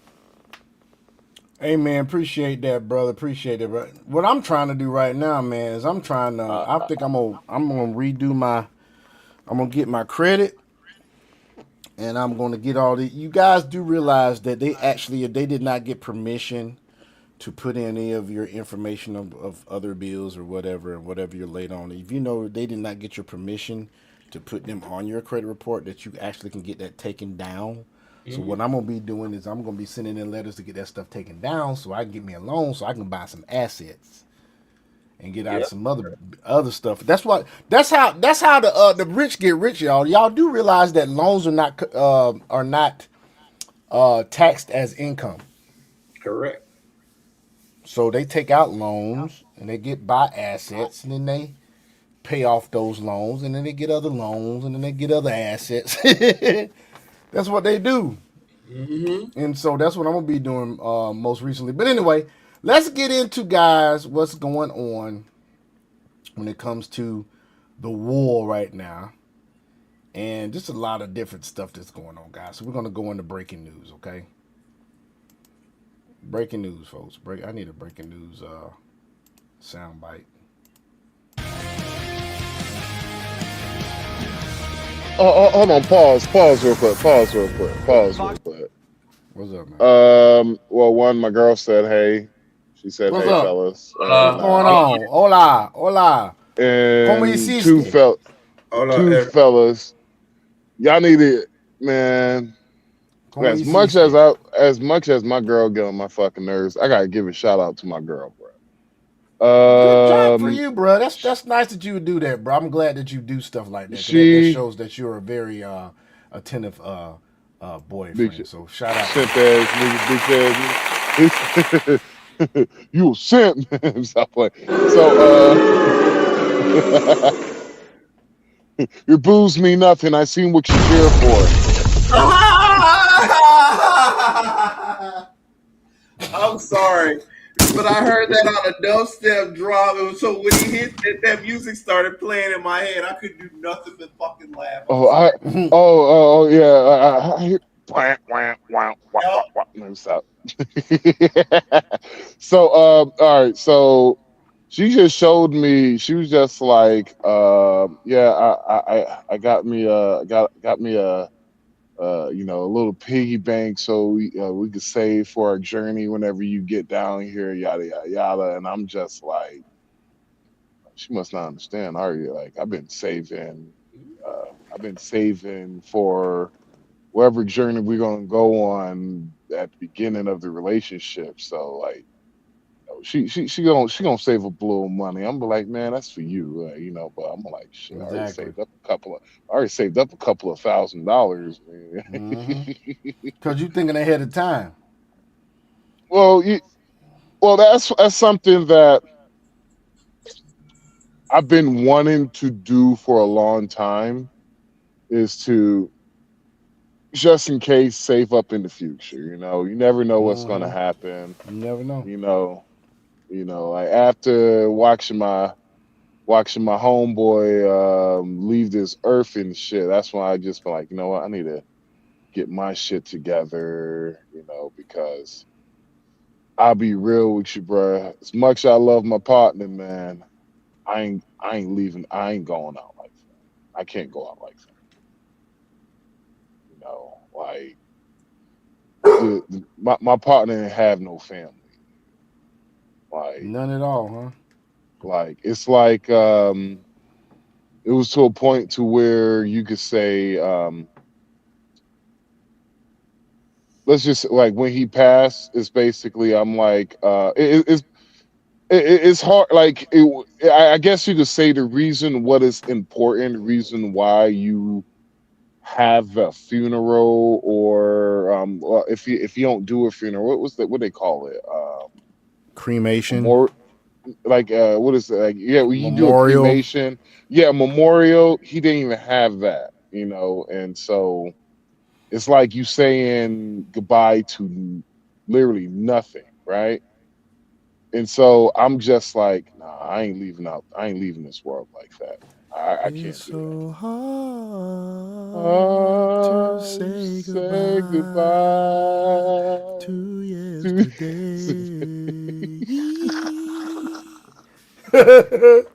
All right, let's move on, man. One time for Max, man. When the good times made us laugh.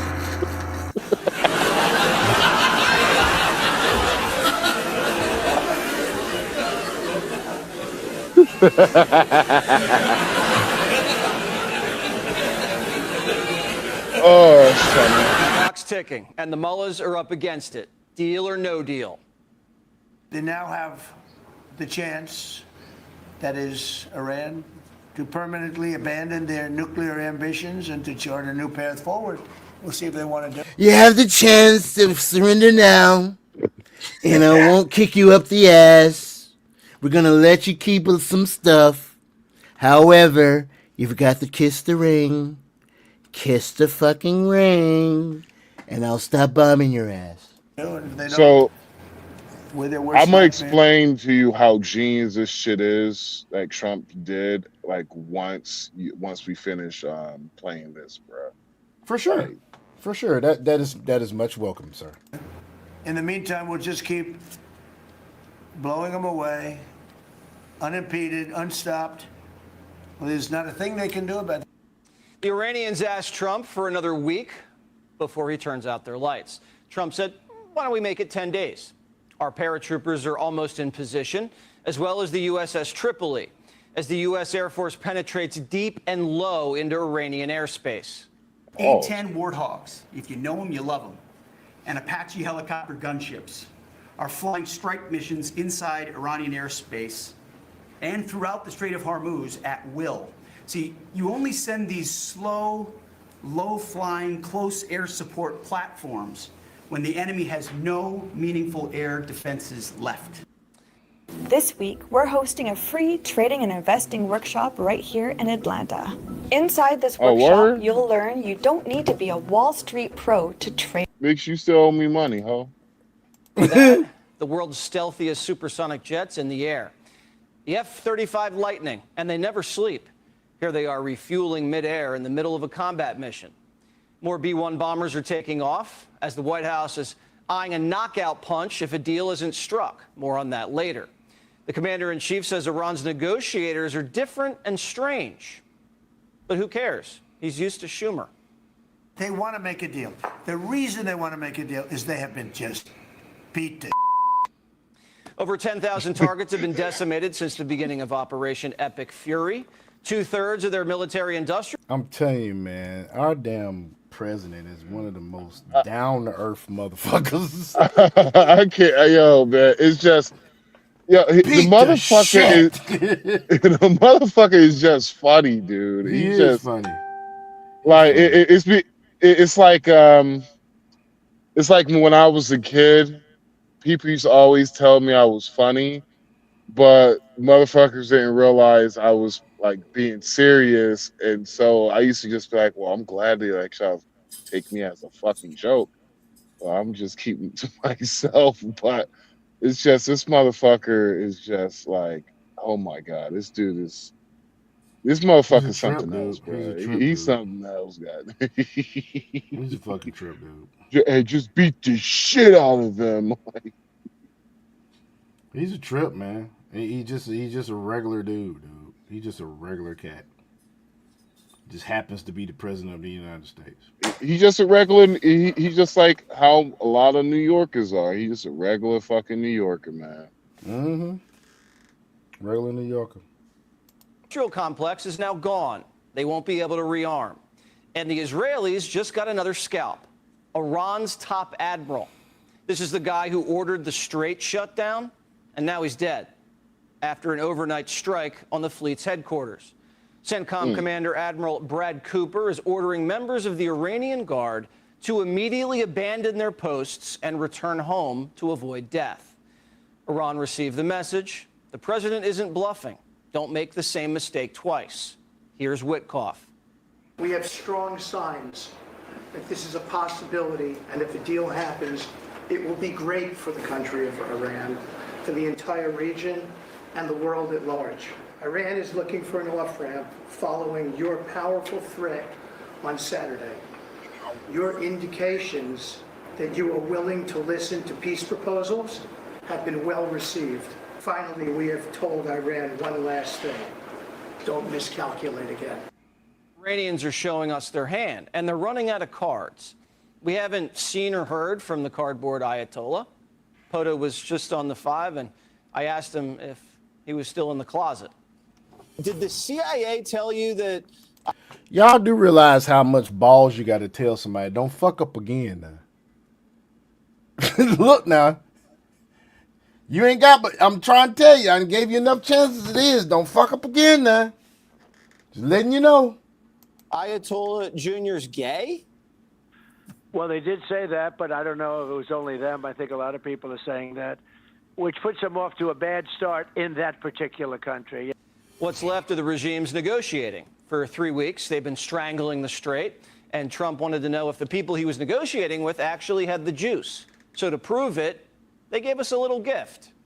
They said to show you the fact that we're real and solid and we're there. We're going to let you have 8 boats of oil. 8 boats. 8 big boats of oil. This was 2 years ago. 8.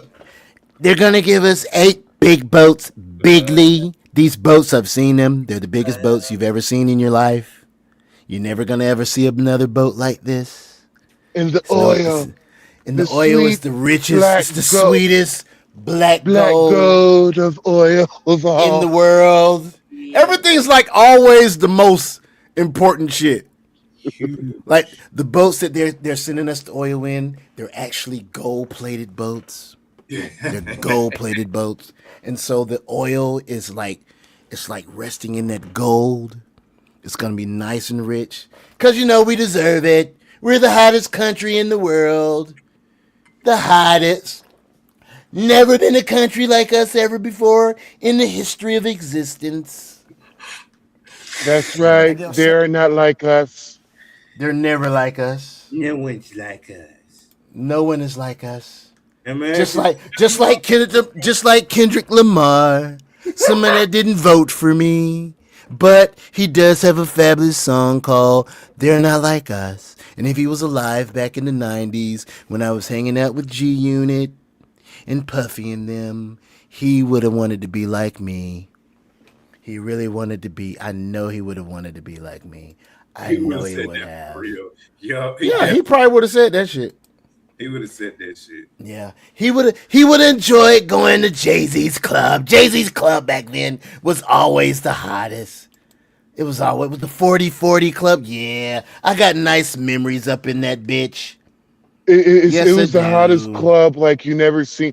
It was so hot. Leaders from Dubai used to come there and just be like, "Oh man, it's very hot." It was so hot that this is where the rumor came in that they thought I wore a toupee because it was just too hot to wear fake hair in that bitch. And this is when the rumor came in that I was grabbing bitches by the pussy, but like I know, that is fake news. It is. I don't have to grab them by the pussy. They give it to me freely. But even though that was fake, I was just like, I know what he's talking about. Mm-hmm. I know what he mean by that. Like, shit. Hey, that has I have gotten some snacks plenty of times before by them grabbing me by the you know what.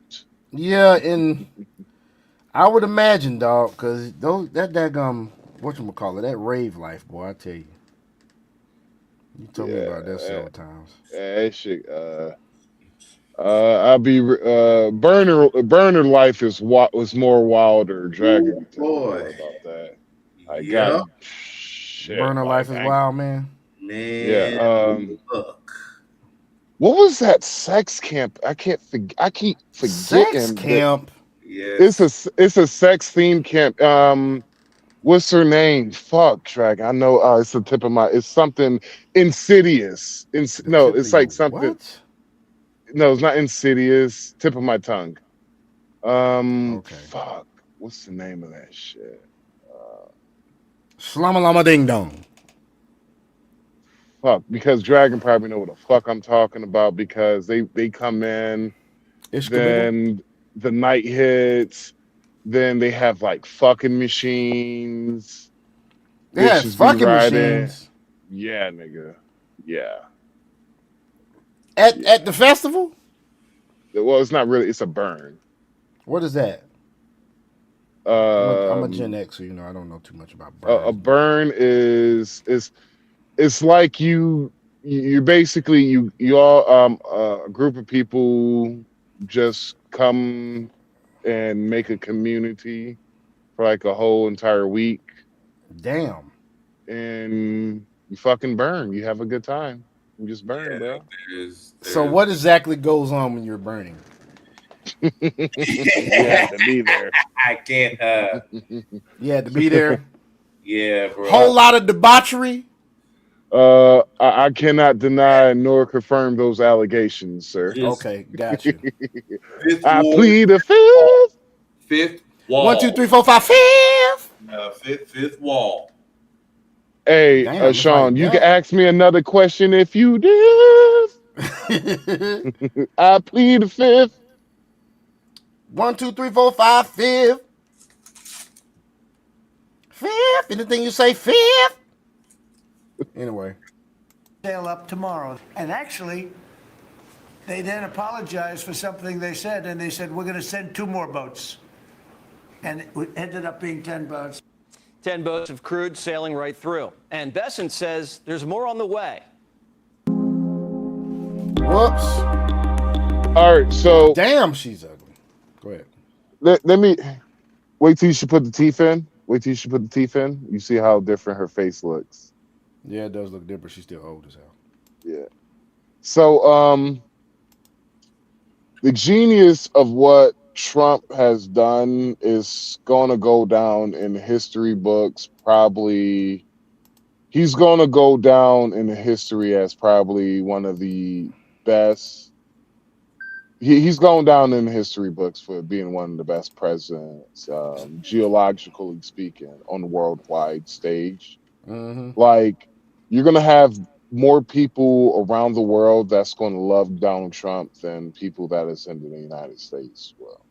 You're right. Because the move he did with the whole Iran shit, bro, like you're talking about, this is going to set the stage for United States to be like dominant on this side of the hemisphere for quite a long time.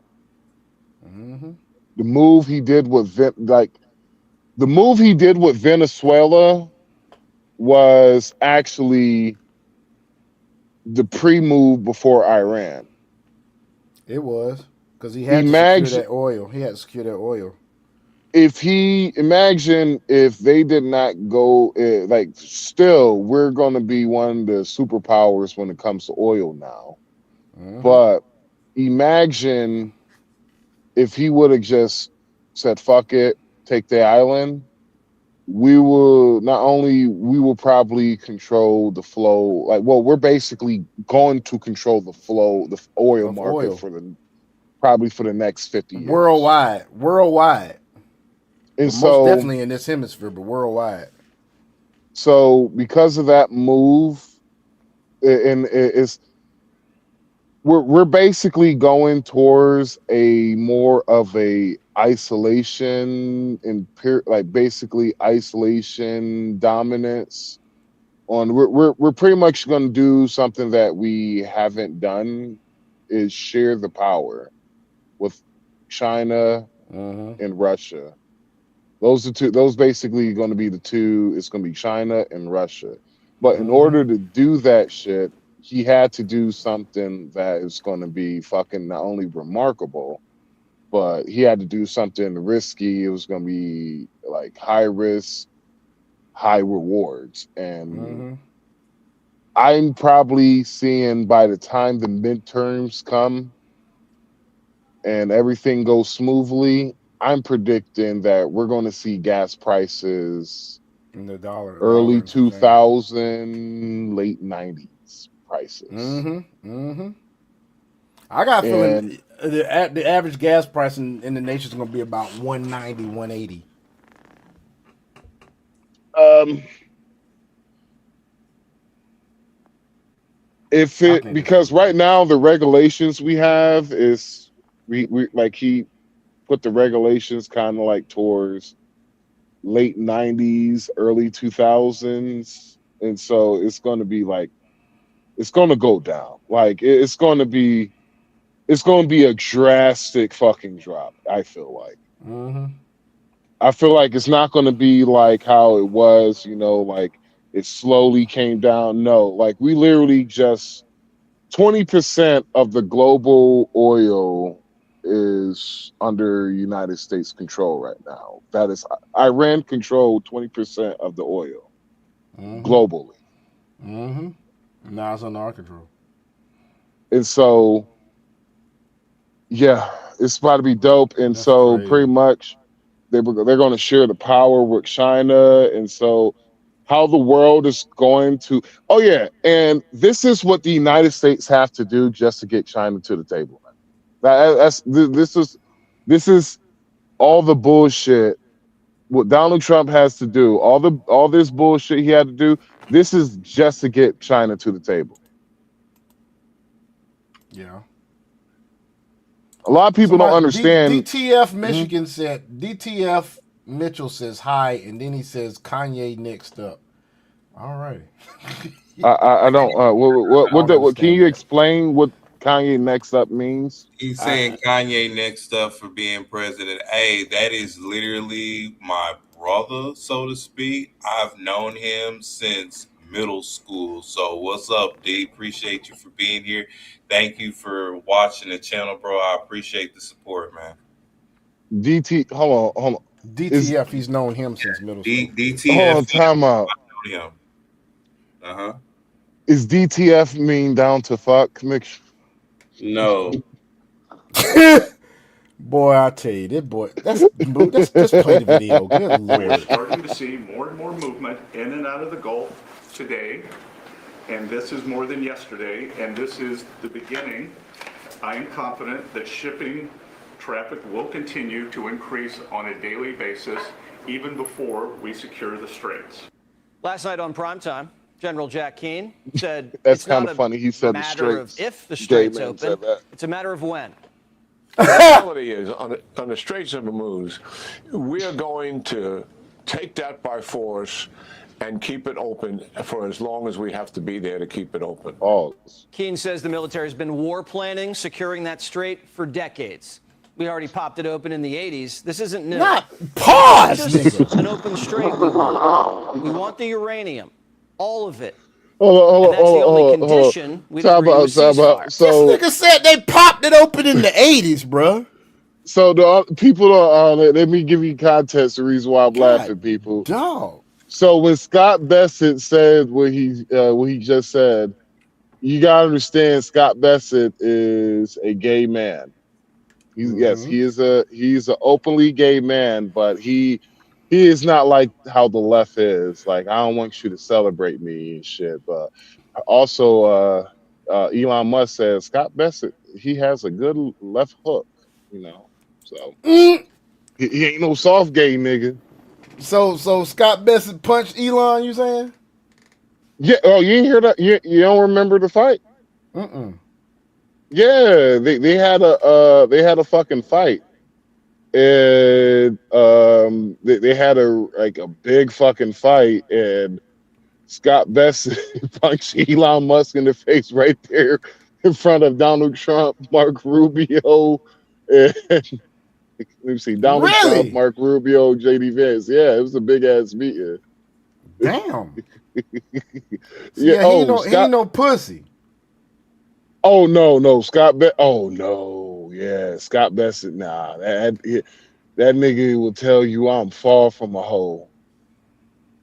He'll punch you in the face, and then while you're sitting there laying face down in the dirt, he'll take your shit, huh? Right. Fuck with me again, nigga. That was the show Power. I don't even like your ass. Kick your flight, nigga. And while you at it, I got some Vaseline for your booty hole in the morning, so it won't hurt so bad. See, Scott Bassett, for me, I feel like he's more of a classic gay, and so he's gonna be like, well, I got some of that Diddy lube. Hey, let's move on. We going into a realm. This is why Trump's still bombing during peace talks. The Iranians need to have a Yeah, he is still bombing during peace talks, folks. The Iranians have the inalienable right to enrich. Then we heard they possessed enough 60% enriched material, 460 kilograms, to make 11 atomic bombs. Finally, we heard the following statement. They would not give up diplomacy. You know what's crazy? It don't take but one damn bomb to destroy like a whole continent, pretty much. America got like 1,000 and some change. These motherfuckers had 11. We was like, fuck that shit. But at the same time, we never stopped North Korea from getting them, and you see where we're sitting at with them. They're always going to be a threat now. Well, hold on. North Korea don't have they don't have nuclear bombs.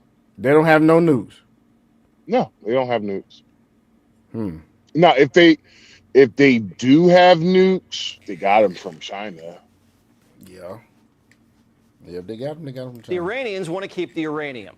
They think it's their only leverage against us, the great Satan. Now, some of the country's hardliners are demanding their scientists fast-track a nuke. This is just according to reports. That's why the commander-in-chief wants to bring the country to its knees. Axios, reporting that the Pentagon is preparing for the final phase of this war. We're already prepared for ground operations deep inside of Iran to secure the... You know, it's crazy when you're in so much control of a war that they can tell you, they can actually say on live TV that we're prepared for the final phase. Well, so for the final phase, Delta Force is already inside of the country, fucking shit up already. Oh, they're already in there? Yeah, man, they've been in there. I know CIA has had people already in there. They've been in there. Like Delta Force, like like well, CIA pretty much, a lot of the important infrastructure they have gone after is most likely probably been laser targets. So you had to have somebody hold that fucking laser towards the on target. the target for them to hit it. Yeah. Yeah. And so yeah, dude. This is man. Like I said before, if I haven't said this shit 10 times before, I'm going to say that goddamn again. A lot of niggas old Pete headset Apology. motherfucking apology. He put Talking together about some shit, boy. he wasn't qualified. Not only he wasn't like you're talking about we have killed how what we basically have killed Thousands. no we have killed their whole we basically destroyed we killed their whole entire government.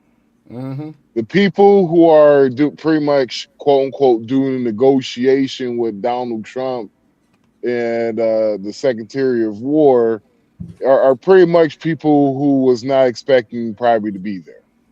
Yep. And they're just like, Not who's expected to command me? speak up for the whole fucking damn government either. No, I'm good. I ain't the leader. Hell no, I ain't the leader. Man, like you the leader now? Hell no, I ain't the You leader. got folks actually raising money to become the goddamn leader of America, but you got folks over there in Iran. They so scared to be the leader, it's ridiculous because they know as soon as you goddamn put that shit out, I'm on countdown to be eliminated. And it's actually been Israel that's been eliminating a lot of these motherfuckers. It ain't even been us. We've been pretty much support bombing. The thing was, we were supposed to take out all of the daggone missile sites, all the ballistic missile sites, all the underground structures, shit like that. Israel was supposed to focus on leadership. Well, that's how it was explained to us. How it is if Israel is bombing, then the United States is bombing, basically. Because at the same time. United States ain't gonna allow them to do that without their say so because of the fact that we're basically we're the big dick. Yeah, and we run this shit. Like what was that movie with Tom Cruise? What it was Magnolia, Respect the Cock. I never seen that shit, but okay. You never seen Magnolia? No, Respect the Cock, nigga. Dude, yo, oh man, you gotta watch. That's a good Dragon. You seen Magnolia, right? With Tom Cruise. I do not remember that. Magnolia. I'm not even gonna lie to you. I mean, that's a tree, but it also sounds like some big titted Southern gal that cook a real good goddamn mac and cheese and cornbread. I date this chick named Magnolia. She live over there on the west side of Milledgeville. Oh man, you guys gotta watch it. She got a great good mac and fucking cheese movie. now. And she's Great got these hips that go forever now. Her name's Magnolia. Magnolia got some good snacks too. That thing juicy. The underground uranium, but are hoping that large-scale strikes do the job. But now they're looking for one final blow, which could be Iran's crown jewel, Karg Island. Over 90% of their oil exports come from Karg. If we control Karg, we control the country. During peace talks, we're telling the Iranians that we need access. Maybe that's the last phase of this war, that they basically put boots on the ground and seize Karg Island. To some of the oil, and that's not negotiable to ending the war. It's a strong condition, making Karg a prime target. The Iranians sense trouble. CNN's reporting they started mining the island and are preparing for guerrilla warfare. But the island's small. It's like half the size of Manhattan. And the Pentagon also has other options, like Larik Island. It serves as a toll booth into the strait. It sits on the narrowest part of the waterway. And smaller islands nearby, like Abu Musa, could also give us control over the choke point. The options are there. The president's going into the operating room. What we had to do is get rid of the cancer. We had to cut out the cancer. The cancer was... The cancer, we gotta cut it out. Iran with a nuclear weapon. And we've cut it out. Now we're going to finish it. What is this thing he does where he sucks in? The cancer, we gotta cut it out. That nigga Donald Trump trying to breathe all the oxygen, nigga. Yeah, I know, right? As we Or rebuild the greatest economy in history, a top priority must be to bring down the cost of living. And we were doing that. Oh, shut up. That game there looks stupid as hell, too. I hate these new age ads, bruh. They Jews want to fucking go suck so They bad. do. harder. The entire Middle East is telling us a ceasefire won't be enough. They want a normal. Now, that's been the crazy thing about all this. Everybody in the Middle East now is like, y'all please continue. Just take these motherfuckers out. We're so tired of them. Oh, y'all tired of them, too. So you trying to tell me there's Arabs, whether Muslim or non-Muslim, that don't like Iran? Ain't that something? Neighbor. Well, it's because of all the bullshit that has happened in the Middle East. It's mostly All the bullshit, Iran is basically like Iran been throwing rocks and hiding their hands. Yep, a long time. And I they did like, not do it. what, I did not do it. I did not do it. Allah Akbar. Mm-hmm. And denuclearized. The Europeans, on the other hand, no bueno. I'm so disappointed in NATO because this was a test for NATO. This was a test. You can help us. You don't have to, but if you don't have, if you don't do that, we're going to remember. They have an expression, a great expression. Never forget. You can never forget. Yo, hold on. I swear to God, I don't know why. I thought he was about to say some Games cliche shit. No, I thought he was about to say some Game of Thrones shit, like the North will remember. Winter's coming. Winter's coming. But he just says, we'll remember. We'll remember. I know they will. Can now reach every single European capital. We're systematic. Yeah, folks, if you didn't know, when they tipped their hand, Iran kind of made it bad for themselves when they shot that missile at Diego Garcia. It's like, damn, y'all do realize you told us you did not have a missile that can shoot that far, right? And then you shoot that fucking missile and think it ain't gonna be anything done about it? Oh, you just done showed us you got a missile that can reach as far as freaking Germany. Okay. No, as far as UK. UK, yeah, UK, my bad. UK. If you go on the map and do like a circle, like a circumference of the radius of what that missile could hit, you talking all in Russia, China, fucking damn near Australia. Australia can't be hit, but damn near Australia, the Horn of Africa, most of Africa, except for maybe a little bit of the West Coast and some of the West Coast, yeah. Like Spain, all them places can be hit. Israel, everywhere. Removing that threat. Turkey. And besides the British, we expected a little more help from NATO. We were sure there for them when it came to Ukraine. They shot 2 failed missiles on a target 4,000 kilometers away. What's up? So, Sean, now, and this is something I would like to ask both of y'all. If the United States pull out of NATO, pause. I'm sorry. Go ahead, man.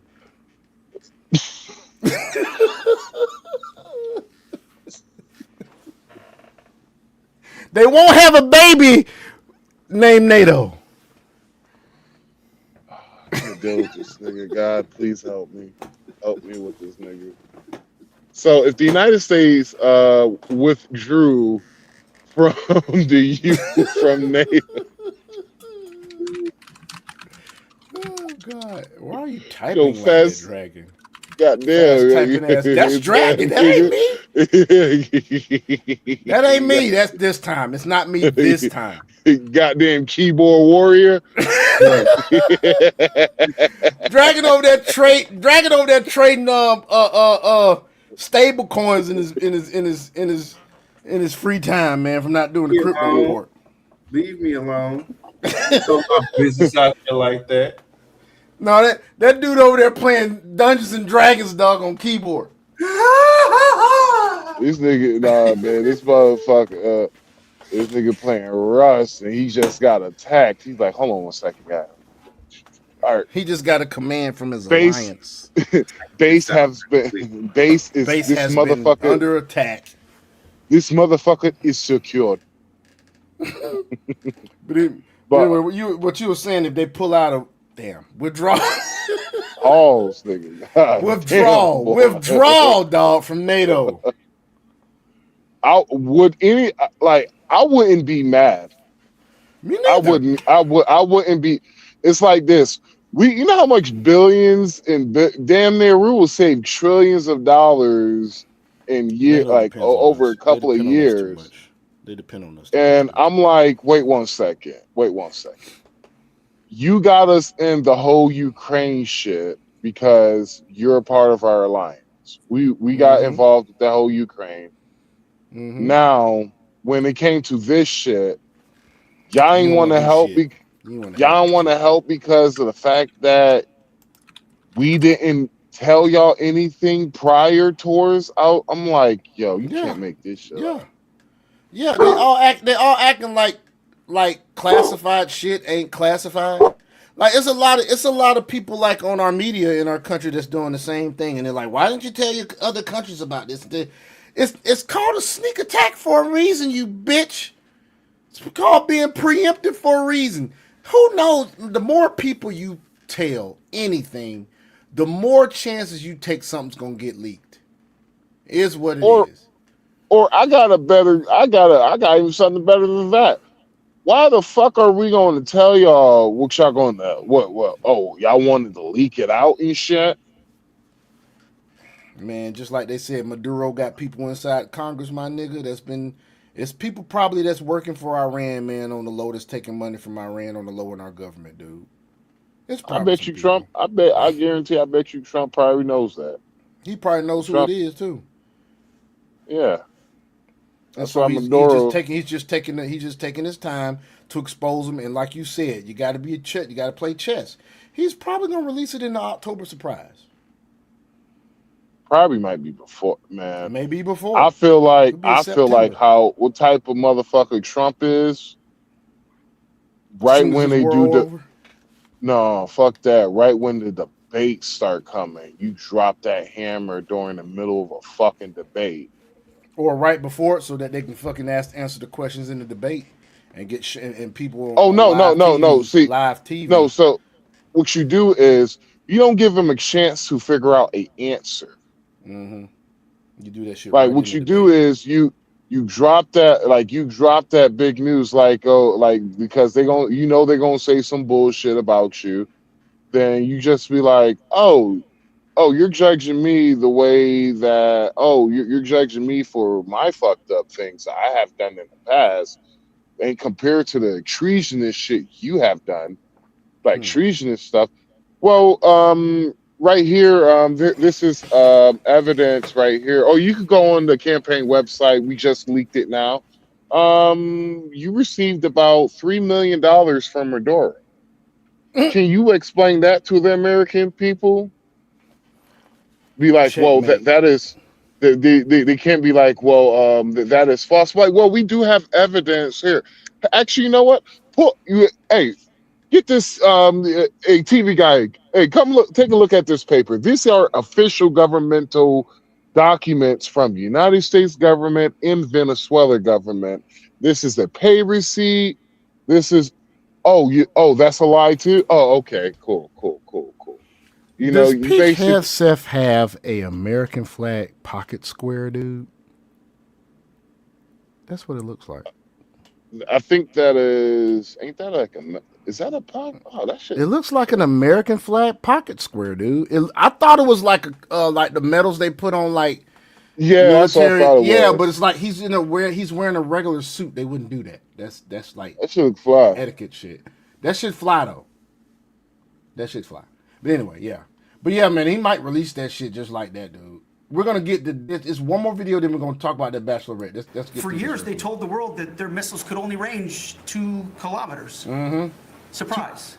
Yet again. Actually, 2,000 kilometers. Yeah, that was a misspeak. See, he misspoke right there.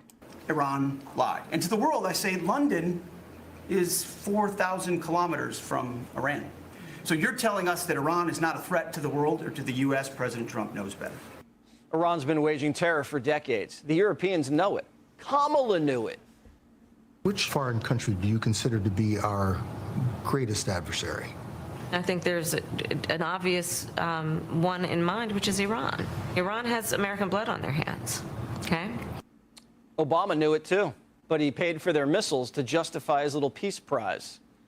Many of the Iranian military factories and bases that we're systematically... You know, I was debating with a friend the other day, and they tried to justify Obama actually giving them all those billions. Like, yeah, it's sanctioned money, yeah. But in order for you to arrange talks, you gave them money that you know that they would use however they wanted to fucking use it? Like, does that make any fucking sense? It made absolutely no sense. But he did it anyway. Destroying were paid for by the pallets of American cash that Barack Obama flew into Tehran under the Iran deal. You might call it an inconvenient truth. Iran took our money and turned it into weapons and bunkers and ammo. And now we're destroying... I mean, what else were they supposed to do? I mean, I would have done the same fucking thing. Somebody give you loads of money. What you gonna do, Max, if you're in charge of a fucking country? What you gonna do if you had the mindset that they have? I'm gonna go get weapons. Buy all kinds of shit. I'm not gonna help out my people. No. I'm a fucking Islamic regime. I'm not gonna help my people out. Destroying those weapons, and you're writing, Mr. President, that grievous wrong. Obama's nuclear deal with Iran, he gave them billions of dollars, let them have as many missiles as they wanted, and we had to give them a heads up before inspections. And it sunsetted a few years later, so... Hold on, what? We had to give them a heads up when we was coming to inspect. You know what that sounds like? I work in the hospital industry, and I'm going to tell you, this is some bullshit here. In hospitals, there's two third-party companies that I know of that actually come around and they make sure that hospitals are performing at a level that's expected to give great care. One of them is JACO, that's Joint Commissions, and the other one is DMV. I'm not sure what that stands for. But what they do is they used to give us a warning when they come in, but we still always know when they're coming. So what good does it do as a hospital to hide the shit that will make you come under fire and possibly lose your license? What does it do telling you that I'm coming to inspect your hospital? You're not gonna change your behavior. You're gonna just change how you're presenting. Same thing with this. If you tell they ass when you're gonna come in them, whatever, man. If you tell their ass when you're going to be visiting to inspect flag on the the missiles, motherfucking play, bruh. Yo, multiple flags. We have the offense forfeits the game. First, whatever, nigga. I guess I'm owed that one because I guess I'm owed that one. So Sean, really, can you tell us exactly when they were coming again?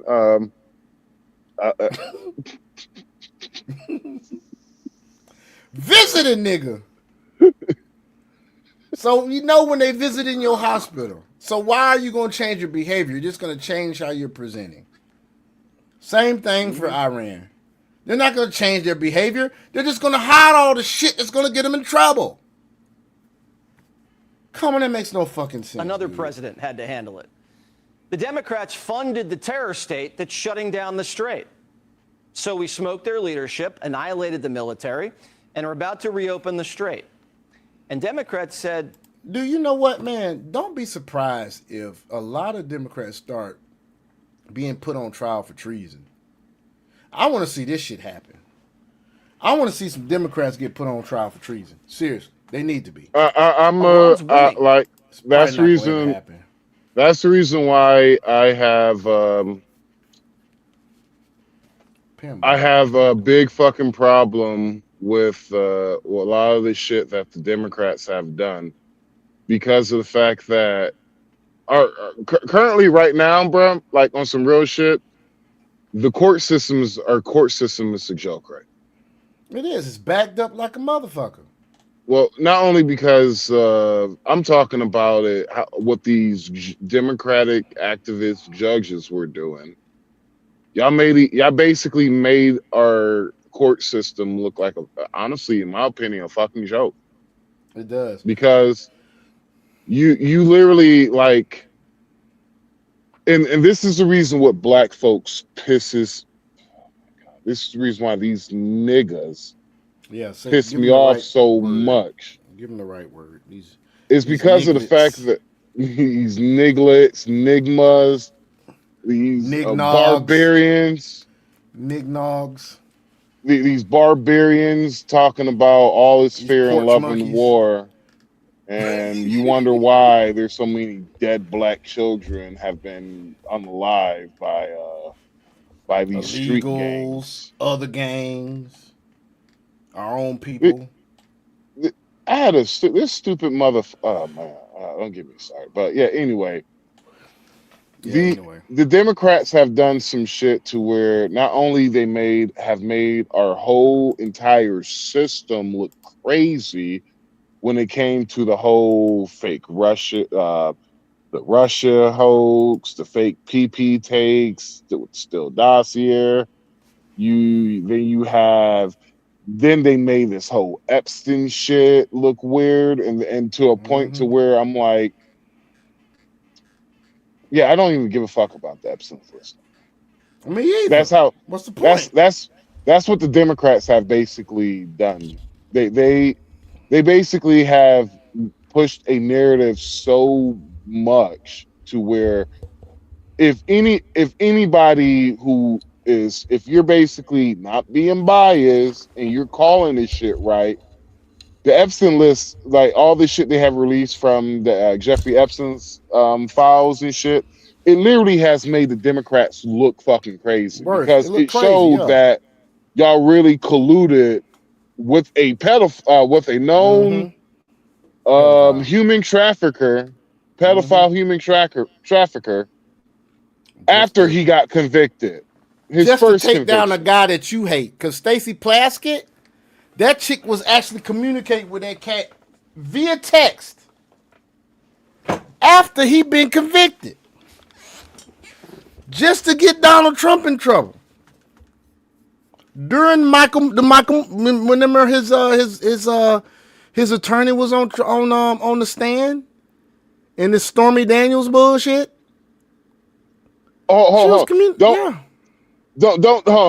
Don't remind me on that shit because of the fact that Michael Cohen, a person who was found guilty and served prison time for perjury. Mm-hmm. Do you expect me? And this is the reason why I was like, oh, Michael Cohen is your key witness? Really? He's this nigga who lied on this on the stand. But I swear to God, at the same time, they can say the same thing about Bill Clinton. We can't believe Bill Clinton because he lied on the stand about his damn. Yeah, he did. But he's also in the fucking files. Fucking difference, though. He's also in the fucking files. But see, here's the thing: Bill Clinton, he lied to Congress. He lied to Congress. Michael Cohen lied to the judicial system. Yeah, that's a difference. There's a big difference because Bill Clinton, he can lie all he wants into Congress. Can't be convicted in Congress. You can be can't be convicted. Like, well, what it basically showed was, hey, well, Bill Clinton, your word is not like we can't trust your word, but we can't punish you for it either. When it comes to Michael Cohen, it's like you lied. Time, bitch. Not only you lied, but they literally did not set you up to lie. And you basically lied about something that was already presented in court that you did, but it is what it is. But these are the people who will tell a brother like me, I don't know what I'm talking about. You dropped out of college. and fucking insane. That is insane, dude. All right, let's go to this one here. This is Dr. Steve Turley, and he's going to show you how, Why you or do he's going that to man explain. like that, bro? Why you do that man like that? That's how he looks, Like, dude. That's his shit. I don't know what like it is. Maybe he had why, that Rogaine and grew back his hair just like the other dude looked like. He probably had Rogaine. man? That But wasn't no yeah, toupee. They probably had zoom, Rogaine. just zoom in. Just look how this I'm not nigga gonna face look. zoom Like in, man. this nigga look like somebody found his porn collection. He like, bitch, what? Boy, you stupid. Anyway, so he's about to tell us how you know that the Islamic regime is done as far as the leadership is concerned, because they have not a fail safe, but there's a step that they go to when the leadership is gone, and they've already shown you, or actually shown their hand and let you know exactly what state they're in if you just listen carefully. Extremely disturbing is happening in Iran, and it's not what you think. It's not a missile strike. It's not a ground invasion. It's something far more dangerous, far more patient, and far more calculated. What we're about to find out is that Iran has already lost this war militarily. Its navy is gone. Its air force has been eliminated. Its missile and drone capabilities have been reduced to roughly 10% of their original capacity. By every conventional measure, the regime in Tehran is finished. And yet, they're still hanging on. They're still refusing ceasefire talks, still launching limited attacks on their neighbors. And now we know why. And that is what we're about to find out. Hey gang, it's me, Dr. Steve, your Patriot Professor, here to help you make Operation Epic Fury, and what many are calling the first fifth generational war. This war, for the first time, has gone beyond the traditional three dimensions of land, sea, and air, and is extending into the domains of cyberspace and even outer space itself. Epic Fury uniquely fused cyber, satellite, and psychological tactics alongside conventional strikes. For example, one of the things we did is we hijacked the Bade Saba prayer app to deliver psychological warfare messages directly to Iranian citizens' phones, encouraging... Now, I did not realize that shit. These jokers hacked a prayer app. An Islamic prayer app. Ain't that some shit? Internal rebellion. It's astonishing stuff. Others are calling it multi-domain warfare or AI-centric warfare or an algorithmic battlefield, again emphasizing the centrality of Space Force AI Maven targeting and a rapid kill chain compression. By any objective measure, Iran has been militarily obliterated. Skipping ahead. Naval vessels. They eliminated dozens upon dozens of senior regime figures. For example, just today, it's just been announced that the general behind the closing of Hormuz, General Alireza Tangsiri, was the latest to be eliminated in an Israeli strike. The United States and Israel have achieved what no coalition has achieved in the modern era: complete air supremacy over a regional adversary. And to that end, Trump's strategic agenda was never vague. It was stated explicitly on March 1st. It was reinforced again over and over in the subsequent days. There are four clear objectives. I'm going to skip ahead. It fragments. Planning to publish your book? You could reach. So he's about to show y'all guys. He's about to explain to y'all guys how he knows that the regime is done, and it makes plenty of sense. Break up Iranian leaders. All right, so it's called the Mosaic defense. It's called the Mosaic. The Mosaic is the basic protocol of what the Revolutionary Guard is supposed to do in the event of the entire Iranian leadership getting wiped out. So if command and control breaks down, then the Revolutionary Guard is supposed to break up, fragment into 31 separate units, one each assigned to Iran's 31 provinces, each commanding local brigades, battalions, Basiji units with near total autonomy. And the explicit design was this: if Tehran's command structure gets destroyed, the regime doesn't freeze, it fragments. It fragments and it keeps fighting. Each piece keeps shooting. Each piece keeps repressing. each piece keeps projecting order without waiting for instructions from the center. So this is, again, what's called the mosaic defense or the mosaic strategy. And if you guys have not realized, they've been doing this shit since like day 5, day 6, because these missiles have been just getting shot off and nobody seems to be in control of anything. So this has been going on. And here's the critical insight here.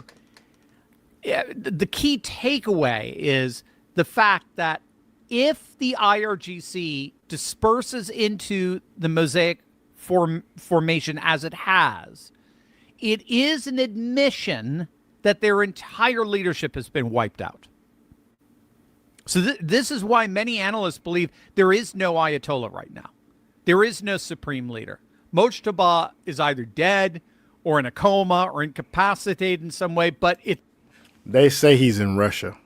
It's the IRGC. It's the revolutionary.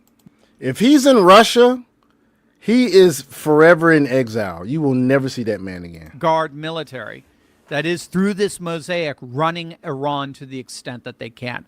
So when Iran still fires all these sporadic and miscellaneous missile attacks that seem to have no rhyme or reason, you see they're admitting that their leadership was completely wiped out.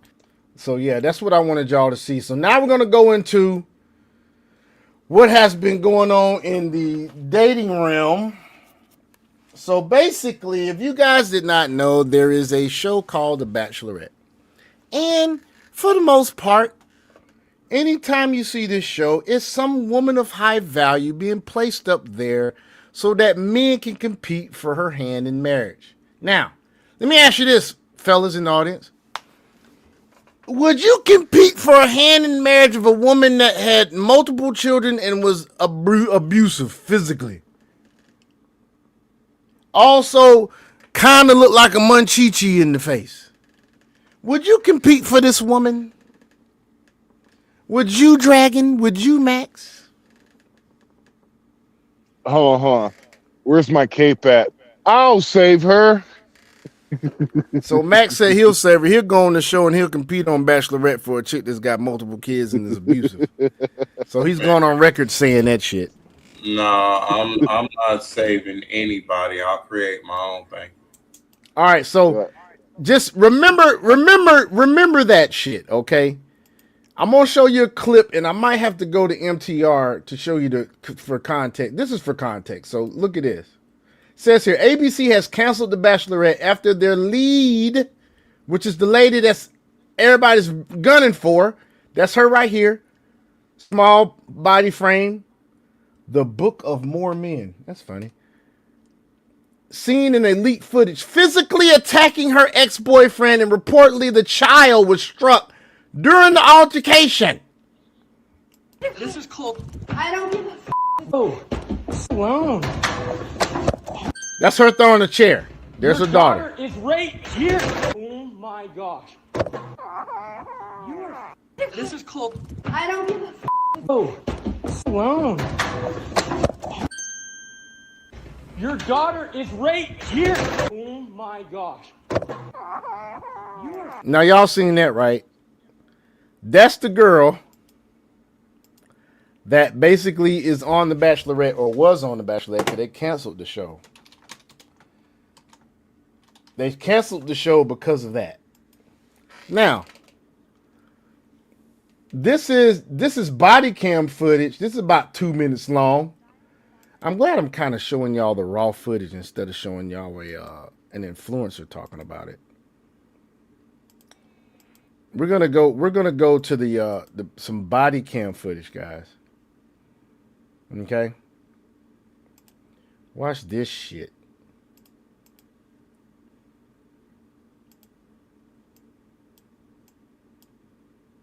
Video of The Bachelorette adding to the fallout. The new season canceled after leaked videos showed Taylor Frankie Paul throwing chairs at her now ex-boyfriend. Now, in just released body cam, you can see her slap him right in front of the cops. Just released police body cam shows new video of canceled Bachelorette Taylor Frankie Paul striking her ex-boyfriend. She's hammered. You can see Taylor raising her hand at Dakota Mortensen. He flinches. Then Look how flinchy this nigga is. You could tell she been hitting his ass for a long time. Look at it real quick. Look at it again. Look at this again. When she moves. Look what happens when she Frankie moves. Paul striking her ex-boyfriend. Flinch. She's hammered. You can see Taylor. Look at this small flinch. Another small flinch. I ain't gonna say he flinches again. Shit, damn, never mind. I was about to. He flinched again. He flinched 2-3 times. Dude, he flinched 2 times without her hitting him. Okay? And that backhand they said they saw, that was no Dakota backhand. Mortensen. He flinches. Then police say she hits him. Hey, stop. That wasn't a hit, Pinned though. down Taylor's arms. Dakota tells cops she's drunk. Police came to the house in 2023 after a 911 call reporting domestic violence. Video shows Taylor attacking Dakota inside her home, kicking him and throwing metal Punch, chairs throwing at a him. chair. In the new video, you can see her sobbing as cops enter her home. There's the overturned metal chairs. Her house is in disarray with children's items strewn all over the floor. She tells police that Dakota was the one who started the dispute. He's pushed me in my garage, the man. All I know is that I peed my pants. You can see Taylor. Bitch, it's not his responsibility to make sure your bladder working. The fuck? Taylor's 5-year-old daughter peeking out from behind the blinds as cops question the reality TV star. During the assault, police say her daughter was accidentally hit by a metal chair, causing a goose egg bump on her forehead. Your daughter is right here. Just to Police let you place know, Taylor that's in a big handcuffs. bump. Yeah, that's a big bump. That's big as fuck. And take her away. They return the following week to remove a metal chair as evidence. Taylor's emotional as she asks officers if she's in trouble. So with this, like you guys looking at this, like, is it, I guess, like, is it super bad? Podcaster Emmanuel Acho hosted The Bachelor after the final rose in 2021 and says it was a mistake to hire Taylor Frankie Paul as the Bachelorette. Number one, Taylor Frankie Paul, you already know that this situation has existed and this video exists. Once a video comes out in our society, everything changes. The secondary part is the executives of all the people you can cast, that decision and that risk is simply not worth the reward. Reality TV expert Steve. First the fucking all. If you're gonna hire a chick to be the Bachelorette and be the motherfucker that everybody's going after, could you please get somebody that's hired in a fucking 6 or 5? The thing is, she probably, man. These bitches are 5, 4 at most. I know she had that bomb. That's what I know. You think she got that bomb box, dog? Shit, that's the reason probably that nigga probably stayed as long as he did. Yeah, some of them small, skinny chicks, them chicks can take a load, bro. Paul, they can take a load, bro. I can save her. Them little skinny chicks, dog. Sometimes I purposely go after a skinny chick, dude. Some of them skinny chicks, boy, I'm trying to tell you, dog. Yo, it's just I gotta find this simp. They meme. deep too. They It- deep it- too. It's like a simp. It's like a superhero, but he's a super simp. Mhm. And in the caption and on the bottom is "I can save her." What's your experience with them skinny women, Dragon? Like skinny women. I know you like them thick and chunky, but I'm saying, have you ever had an experience with a skinny woman? I have. Why do you automatically assume thick and chunky? Yes, Because you always talking about thick, chunky, I ain't gonna say fat. I'm talking about like voluptuous, big titty, big booty bitches. That's your daggum MO, nigga. That's just the particular preference. Yes, I got you. Shit, Dragon be on that horse cock shit. Let's see. He said he got to have a woman that could take some dicking. Fuck You know what's and- crazy? A lot of your skinny women are fucking deep, like fucking bottomless. I ain't gonna say bottomless pits because I didn't hit the bottom on a couple. of skinny. Because they built for little niggas, man. That's why. Because like nigga, like what skinny women built for little niggas? Anyway, anything I could say, there's no way I could say this shit without. This would be like Get a demonetized? Paul.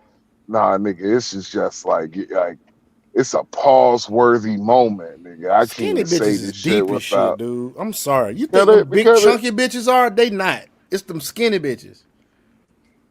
Most thick chicks I've been with can't take no dick. Seriously. Nah, I don't know which one. Most thick chicks I've been with can't take no dick, bro. I have them running up the walls. I've been with a couple of skinny bitches though. That shit. You got to put them in the most uncompromising positions to hit that goddamn cervix, nigga. I just like women. As long as she got some nice legs, ass, and titties, I'm good. Break them out. That's it for me. So once again, I have to pose the question. So, Dragon, what has been your experience with the skinny women? Like this young lady here. You see the frame of this young lady. Hold on. You see the frame of this young lady. Yeah, I've had women like that before. So what's been your experience with them? if you down to your last $20, nigga, I'm sorry. Would you? Would you? And she like, what damn? she like, what that pipe do? Necesito tu polla, papi. I mean, if you asked me if I would beat one down that was like that, of course. Now, have you beat one down that was like that? Plenty. And what has you been your experience with? I'm trying to tell you that these. Remember, I said these skinny women ain't they can take more than what you think they can. I mean, all the ones of what I dealt with was running like a son of a bitch, and I got tired of hitting pelvic and shit. That was my thing. And afterwards, yeah. You know what I'm saying? For y'all that don't know, it's different. This motherfucking Lexicon steel nigga.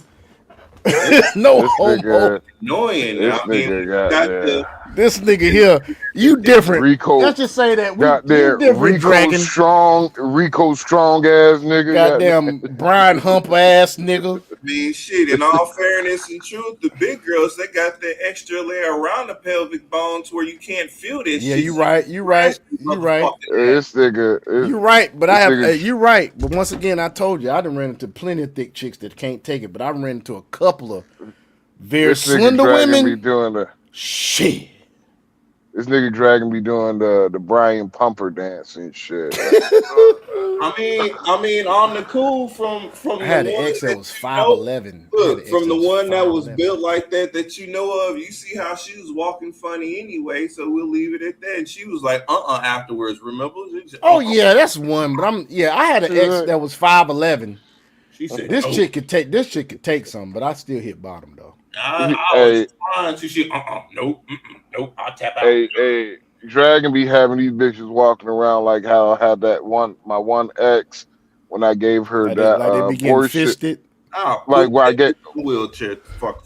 I gave that, and it's like whenever I gave one of my exes that abortion smoothie.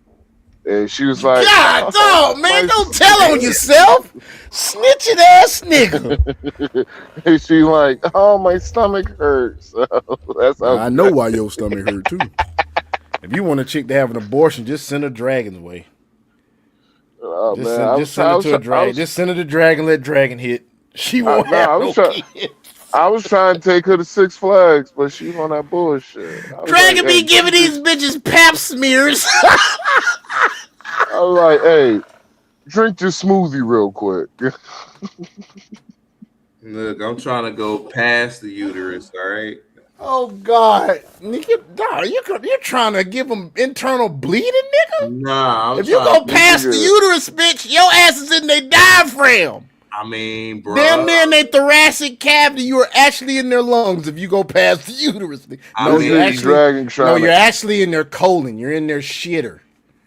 Look, all I know is when you see movement in the stomach and they like, oh, yeah, that's the only thing I can say. Yeah, boy. Let's continue on. We're going down this rabbit hole. This nigga Dragon be trying to hit them with the goddamn Jurassic Park. Be like, hey,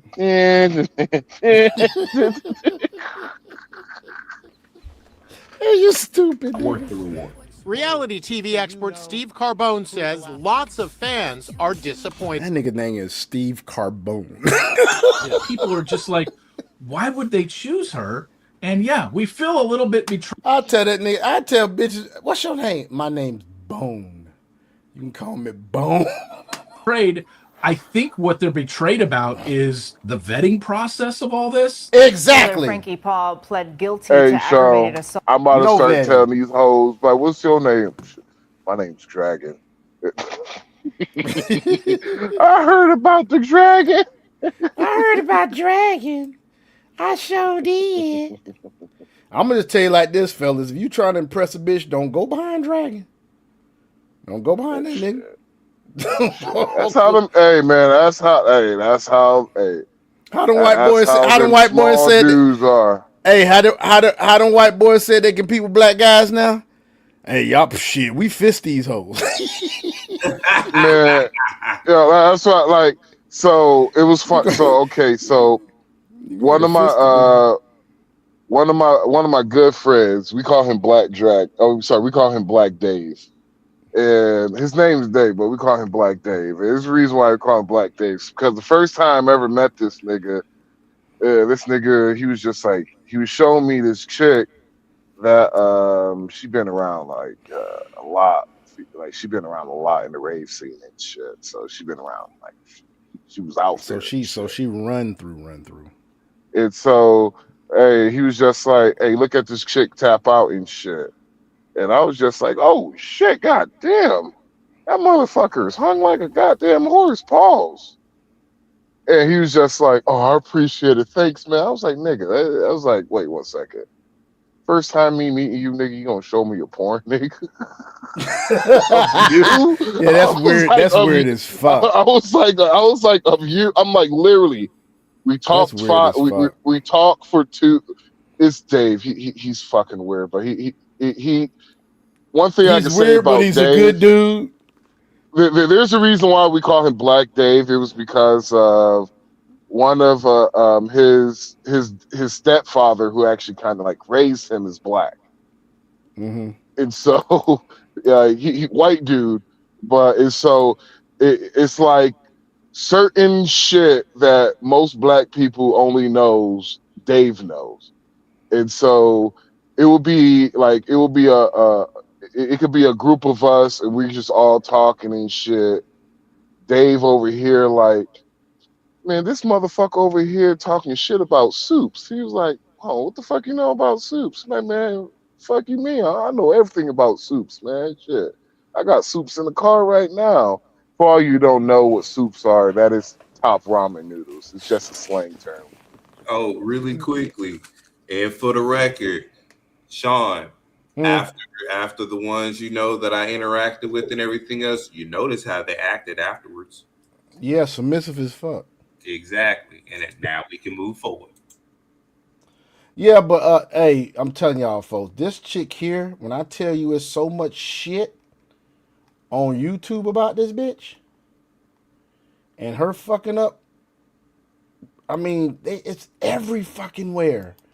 Like, I was trying to find MTR talking about her, because that's where I seen her at. MTR was talking about her.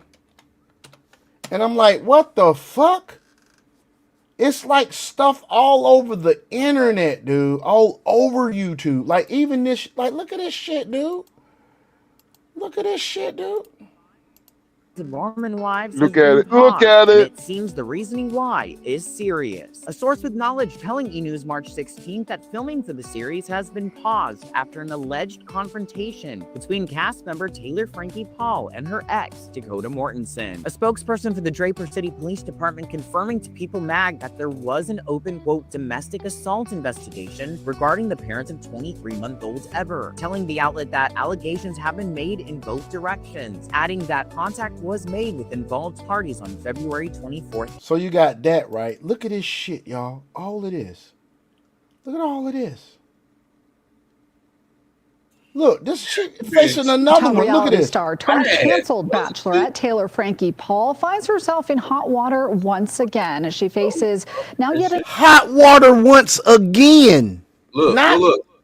right there. See that shape right there? I will go for it. She a little Yeah, bit. she looked like a damn llama in the face, but I feel you though. Yeah, but the shape is, you know what I'm saying? Yeah, the shape is there. That's a snow bunny right there. Another domestic violence investigation. We'll turn now to our Jake White, who's been following this new investigation and putting together a timeline of the previous bunny ones. Jake, what do we know heaven. so far? Yeah, Lindsay, the West Jordan bunny police have heaven. revealed they've opened their own investigation into Taylor Frankie Paul involving her ex-boyfriend. I'm enjoying Snow Bunny Heaven. I'm gonna tell you that right now. I can't complain. Making this the third report of domestic violence between. I've been skiing for some time now, almost going on a year. Between the couple. Told you. For those of you that don't know me, I'm Taylor Frankie Paul. Reality TV star Taylor Frankie Paul. So hold on. This bitch was on 2 shows? Yep. The Secret Lives of Mormon Wives. And on the Bachelorette. and both of them bitches had to stop production.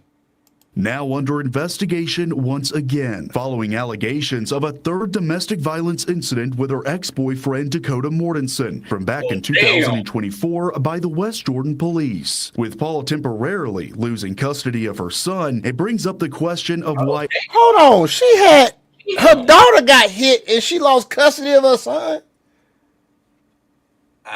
Boy, the vetting process is like, here's the thing.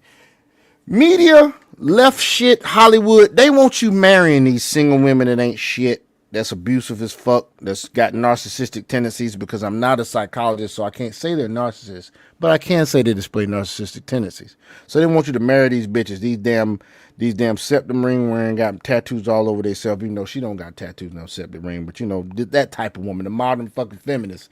That's what they want you doing, so they put their ass all over on TV to goddamn think, to make you think that all women are like this. They're not all like these years of domestic disputes, is Taylor just now being stripped of the rights to see the child she had with Dakota Mortensen, with the visitation rights of Paul's 2 other children with her now ex-husband. Okay, this chick got 2 kids. When he met, see, this is why sometimes you can't blame the bitch. Other than what she's already done. She was a mother of 2 when he met her ass. Bruh. He put another baby in her ass. He struck out. He fucked Hell up. yeah, he struck out. He fucked up. And then ABC or whoever had the nerve to put her ass on The Bachelor knowing she got 3 kids. And he didn't have kids before her, right? No. You do not, as a single man, impregnate a woman that has children already. Please don't. Start your life with someone that doesn't have kids. Start your life with someone that's like you. See me, I got 3 kids from a marriage, not out of wedlock. Now I'm looking. I can. My preference can be where the fuck they want to be. But if I meet a chick and she got a kid, like my ex-girlfriend got a kid, she was cool. Just that she did some shit I didn't like, so I left her ass alone. But that don't mean I won't date another single woman outside of the country. Damn sure won't be in this bitch. No. Still being up for debate. I spoke with Marnie Maxwell, program administrator with the Division of Child and Family Services, to ask if it's normal to keep a child in that environment despite previous incidents and see how the process actually works. Our job is to assess the overall safety of the children, and that could include not just what's happening currently in the home, but also a review of the family's history. So you got all that. Look at all this shit, y'all. Look at these shorts. Look at this shit.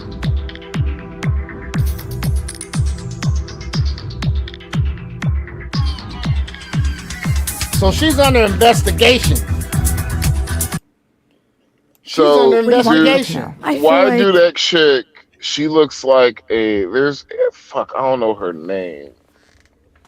There was a porn star. She looked like a meerkat. There was a porn star.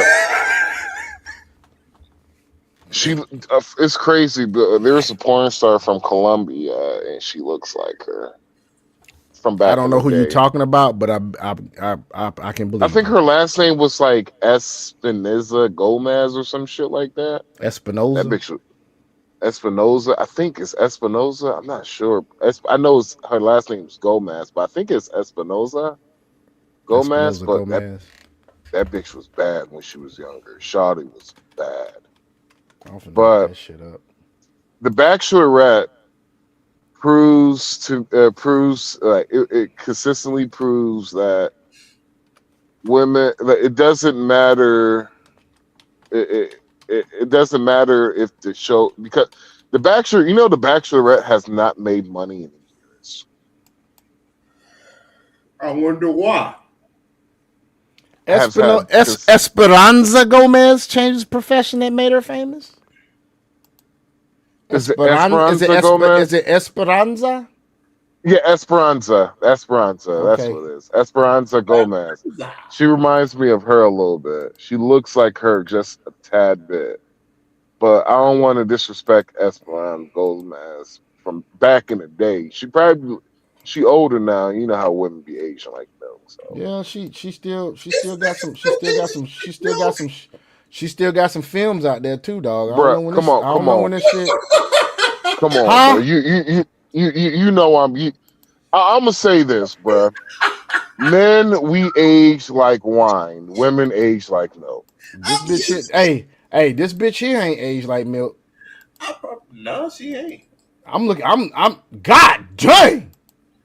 Yeah. Yeah, she ain't aged like no milk, nigga. But all the same, I'm sitting there, I'm shit. She still look cute. It's Yeah, just she was bad getting as fuck when she was younger. Oh my god. She In bad now. The way these niggas is giving it 2006, to her ass. Oh, I'm sorry. just FY, like, so you know Oh, is this an those, older one? No, that's not an older one, but she does look good in this bitch.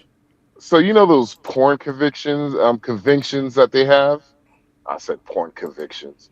Oh, Dang, damn it! she's I said the P active word. too. She's very active in the cowgirl position.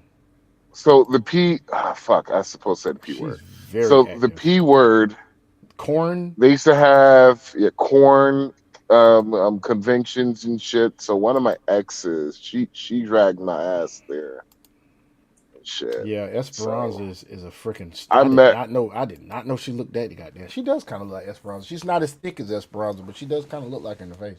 I met her there Mm-hmm. because she was just like, I met her there. Then I got a chance to watch my girl make out with what was her name? Rebecca Leonards. Leonards. Yeah, cute chick from Spain. She's a porn star from Spain. Her name's Rebecca. You said that right. Yeah, it's like Leonard or something like that. Named Rebecca, you said. Yes. Rebecca Linares. Rebecca Linares? Rebecca Linares. Yeah, I'm looking her ass up too. Yeah, I watched my oh man, I watched my girl, my ex-girlfriend Rebecca make out with her. That shit was dope. There it is. She got 5,000 films on this damn site. Yeah, that bitch, she Dang. Yeah, Rebecca. Yeah, Rebecca decent. I thought my girl was gonna. Rebecca don't look like she don't look like Esperanza, but she's definitely. I thought my girl was gonna fuck her and shit, and I thought she was, and I made a joke. She was just like, "So what happens if she wants a threesome?" I'm gonna be like, "Shit, I'm gonna have to grab me a fake dick or something." I'm like, my dick ain't gonna do shit for her. You mean a porn star? No, it won't. I'm like, shit, my shit's decent size, but nigga, I've seen the fuck she's been fucking. I'm Well, like, all she gonna regardless, all she gonna do is act anyway. She gonna act regardless. I'm gonna be like, man, this is some bullshit. I want to be out of here, man. Well, Rebecca looks okay, but she does not look as good as Esperanza. Rebecca's kind of skinny. Now the wall comes for them all, fellas. Yeah, it does. Miss Rebecca looks kind of skinny, but Rebecca's skinny, but Rebecca been taking some monsters. Yeah, she been taking some monsters, dog. Like, I get why you said that. Hold on, I get why you saying that, dog. Let me see. What was her? And she's taking him like a champ too. She's taking him like a champ. This is Rebecca. Alexandra Rodriguez. That Now what? bitch hit the wall, and she hit the wall bad, nigga. Oh Who's my that? Who's god. that? Who's that? Alexandra Rodriguez. Alexandra Rodriguez. Rodriguez. Is it Alexandria Iris Rodriguez? Alexandria Lisbeth Rodriguez? No, just Because Alex. is she a porn star too? Yeah. She hit the wall bad. Oh my god. She hit the wall. What was that? Kelly Divine. Oh my god. Kelly Divine hit the wall bad as fuck. Do not look what she look like nowadays. She Is look she freaking dead? Who? Kelly Divine. Is she? I don't know this. Hold on. I thought she was still alive. Is she a porn star? Well, she does OnlyFans now. Okay, let's see if she's Oh no, she doesn't do OnlyFans.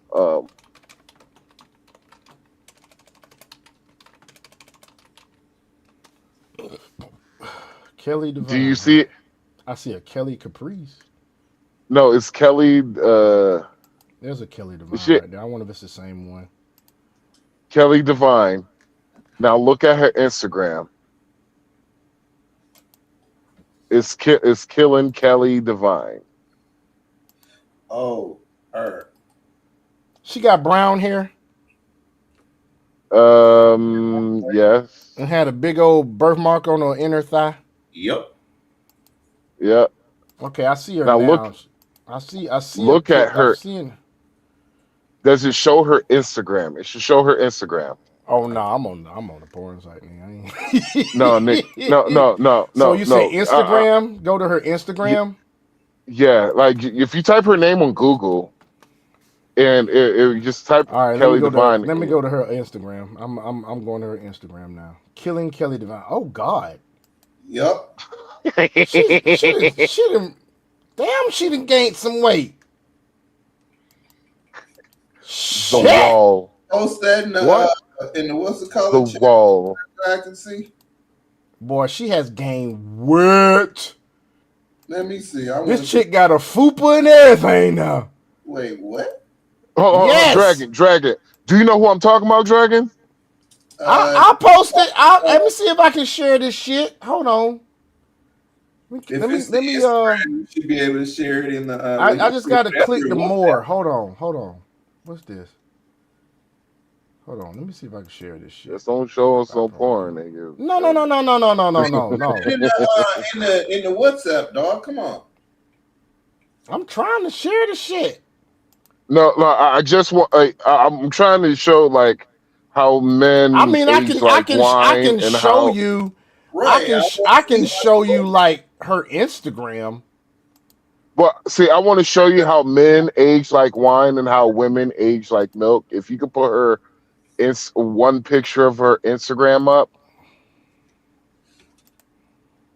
I'll put it up. That's Kelly. Yeah, that's up. God, that's what she looks like now. Now, hold on. Let me see if I can find her. She got big. She got big as shit, nigga. Hold on. I'm going to show you this fupa, nigga. Hold on. Let me show you this fupa, bitch. God damn, girl. Let me show you this. Let me show you this fupa real quick. This is held in by spandex shorts. Look at this fupa, nigga. Look at that fupa on her ass. God damn. And you know what's crazy? It's still niggas in her shit. Sending hearts, beautiful. You look really good. Like, are you fucking kidding me? Yeah. Hey, but you do got people that still staying true to form Look at this. Watch Now this. show Look at this. show Look the at this. picture I Look at just this. put in Look the at this GIF. podcast. Look at this GIF right here. You see this GIF right here? Look at this GIF. I mean, it ain't like she got a whole lot of stuff hanging and Now, fat when she walking now, everything. now, Sean. I just put something in the podcast I group. see. I see. Now, show them the picture what she used to look like. Yes, I'm about to show the picture what she used to look like, and she was never one that I used to watch a lot. When I did watch that shit, I was sold out to the community, so I was all Roxy Reynolds, Cherokee Diaz, Capri Styles. It's another chick I was looking at. I didn't even look at them snow bunnies like that, but yeah, that's how she looks. That's how she used to look. Well, And that's probably actually when she was a little older when she started. Cause this is not when she first started. That's how she used to look. That's all that I was around for the most part when I was younger. So I mean, my first girlfriend was a snow bunny too, but for the most part, I was always. I don't give a shit. I do not give a fuck.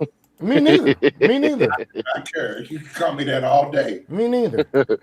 My first girlfriend was a Haitian girl named Laguana. Smelled like water. Now that bitch actually, that nigga, God, if my sister was still alive, she would crack. She'd be like, yo, that was like the ugliest bitch you could ever hooked up with. Oh, I ain't said nothing about fuck being you ugly. I thinking? said hygiene. Hygiene wise, how was she? Man, that bitch looked dirty, bro. I ain't gonna lie, bro. She looked. No, I didn't say how she looked. I said how was her hygiene, nigga. I don't know. We were younger, but that bitch looked like that bitch. She could. I have never met somebody who consistently looked dirty. Well, I'm gonna tell you this: every Haitian woman that I have been with or been around smell like But I freaking was a water, kid. dog. I'm telling you, bruh. This bitch could have hopped in, take a shower and everything. I'm like, bitch, you still look dirty. Why the fuck you look like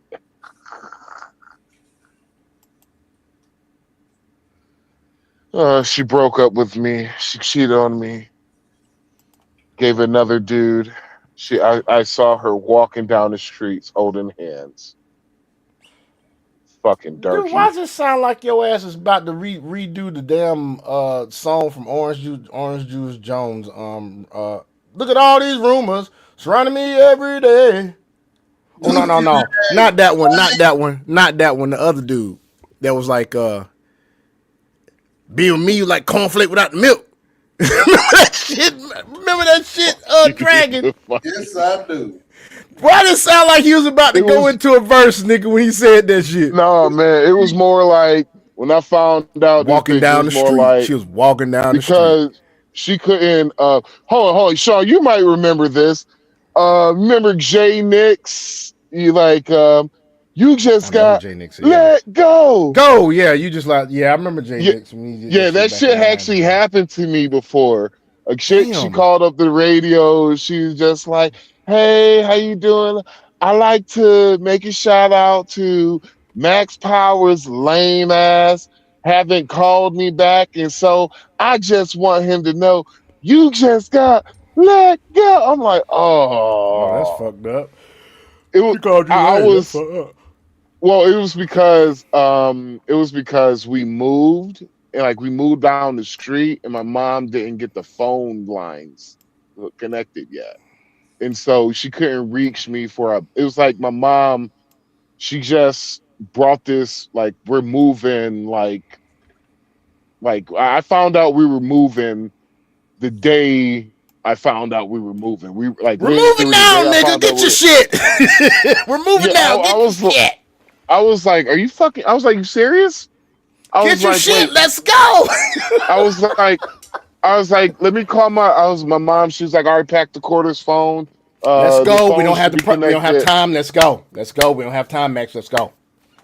And I was so fucking mad, and she didn't hear from me a week, and so she thought I just dissed her, ghosted her. I was just so fucking mad at my mom, and I was just like, and we were and so we were driving. My mom was taking me to football practice, and we was listening to the radio, and that was my mom's favorite segment.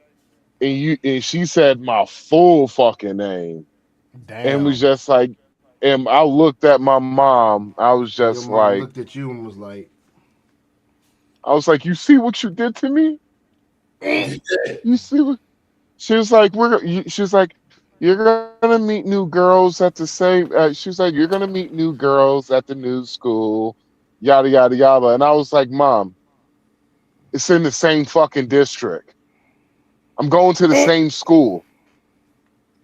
But she moved. But she moved that summer too. So fuck that bitch. it's all good. Oh. Let's finish this up, man. We gotta finish. What do you want people to know? I feel like I've just been. All right, so this is her spinning this shit.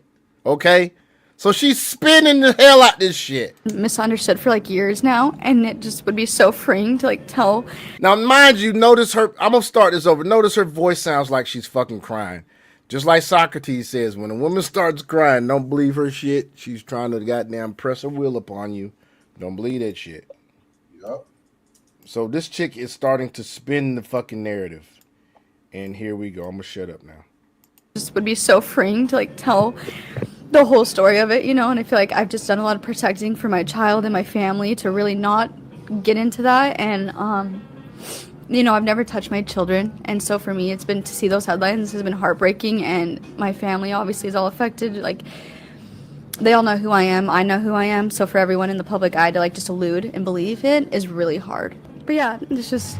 Sorry, it just sucks. And to bring it to Bachelor, what do we have in store? Obviously, I haven't seen every season, but I would say this is a dramatic one. But I think just because things were done a little differently this time. Did you go into this with an open heart? I did. I think I was very nervous to do it, obviously. There was no point if I was going to be guarded. And so I kept my heart open the entire time, and I gave everyone, I feel like, a fair chance. I've been very present in the moment. So this chick is all over YouTube. You see this shit? She is all over YouTube. Look at this. Look at this shit. 7 days ago, 8 days ago, 9 days ago, as soon 1 day ago. And some of this shit is about the third domestic case. Look at this shit. Violent attack footage.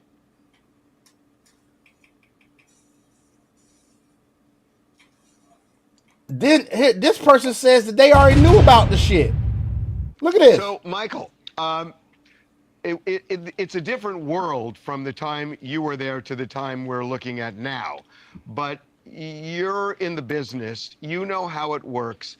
How strict was it when you were doing it? And what do you think's going on here? Unbelievably strict. You pretty much had to be a Mormon wife at that point. Like, you had a background check, you had a medical check, mental capacity check, you had all the things. They wouldn't even let anyone who had any kind of charges against them. And you were just a clean teen back there if you were on the show. How does someone like Taylor Frankie Paul, who not only has had a lot of incidents, but I mean, those incidents have played out on another show. So that's the part that we just don't get here. Like, this seems like it was a willful decision. 100%. The casting department, at least with executive producers, was completely aware of who this person was, especially because it seems to me like a publicity grab to get this contestant. You know what I mean? So they're like quickly going to do all of this and do the quickest vetting they can do, but they're going to know everything. And like, I just looked up on AI 30 minutes before this interview about her, and it showed the charges. So everyone knew, they all knew. ABC hired a crisis manager. And what I'm wondering is, do you think ABC knew about this, or that they're blindsided kind of after the fact? There's no way ABC could have been blindsided with this. They are in total cahoots with executive producers up until the moment of filming, and they are day one. There's no way ABC so they're going to know got exactly who this person blindsided. is. It's even more Fast and Furious than if she had been cast 6 months prior. No, they didn't get blindsided, man. I'm telling you, it's a fucking narrative, It is a little dude. more permissible now to have someone with a past, I think. but this one just seems a little out of nowhere. But I could imagine them saying, why not? Let's roll the dice. Let's roll the dice on it. Everyone has a past. Everyone's done something they're not proud of. And you can always use the spin, which I think they probably will, that this is what she needs to turn her life around, is the Bachelorette. Skeptical me, dare I say, would say that the 98th season of The Bachelorette is not going to get a whole lot of attention, especially when you got Love Island out there and all these other shows. That is crazy, dude. And I've seen Love Is Blind. That shit's crazy too. Like, you don't even get to see a motherfucker. I ain't gonna lie, I kind of like Love Is Blind, bruh. Yeah, it's good. It's just crazy that you don't even get to see no. You got to form it straight on just talking to them, which is actually pretty good. Actually, I think that's actually a pretty good thing. It's just what get on my fucking nerves is these bitches that be going on there, and when the guy is not what they think it is, like when the guy change their doesn't mind. look, yeah, when the guy doesn't look, he's not as cute as I thought he was going to be, so I'm just They going fuck to his say life no. up. I saw that shit before. I saw a chick that she tried to switch up who she wanted after she saw the dude and ended up goddamn. I think we actually did a show on this. She ended up pretty much basically fucking herself up, ended up being alone. That wall hit really good. That wall boy is undefeated. But anyway, folks, we've had a good night tonight. We've talked about a lot of shit. So basically, Bachelorette, they don't know how to fucking vet people. The war is going better than we thought. If I were you guys, there's no need in you getting worried anyway, or even thinking or getting stress yourself out, because nothing you can do any fucking way. You're not in the military. You're not fucking piloting any fucking B2 spirits. You're not doing any of that shit. So you might as well just calm that shit down. And yeah, y'all. Hey guys, watch out for those women with them single mothers now. You got to vet them extra careful. For those that And have watch kids, out for the women with the bonnets. Yeah, and the bonnets, please. If they got tattoos, septum ring, and color their hair unnatural colors, and they have unnatural hair in their hair, those are signs. Doesn't mean that you have to leave them alone, but take note of them, please. Actually, I seen somebody recently. I was out and about. This chick had no tattoos.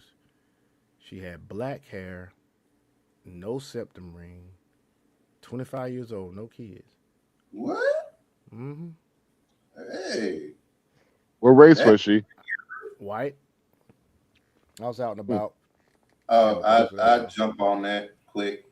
That's just me. I'm chilling. I'm really not trying to mess with No, I know you. I'm just saying you would. I'd quick. Oh, I know, man. I know you would. They call Dragon the Bomb they call him the Blizzard too, King. bro. Bomb personality. They call Dragon the Blizzard King. Oh yeah. So all the brothers with white girls, you better watch out. You better watch out for Dragon. You better watch out. You better not cry. Dragon's about to dig down your girl. I know why. Dragon is about to dig down your town.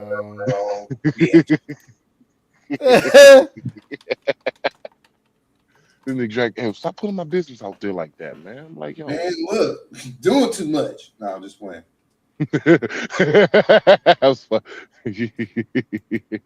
Are you tripping, dog? But anyway. All right, folks. We're gonna holler at you. Till the next time. It may not be tomorrow. I might be called into work, get some overtime money. It'll be if I get called into work tomorrow, the whole shift will be overtime. It's already gonna be the whole shift Saturday and Sunday. But if I get called in tomorrow, my tomorrow shift plus Saturday and Sunday will all be overtime. Damn. I might need to go in tomorrow. But anyway, we'll holler at y'all. Peace out. Peace. Peace.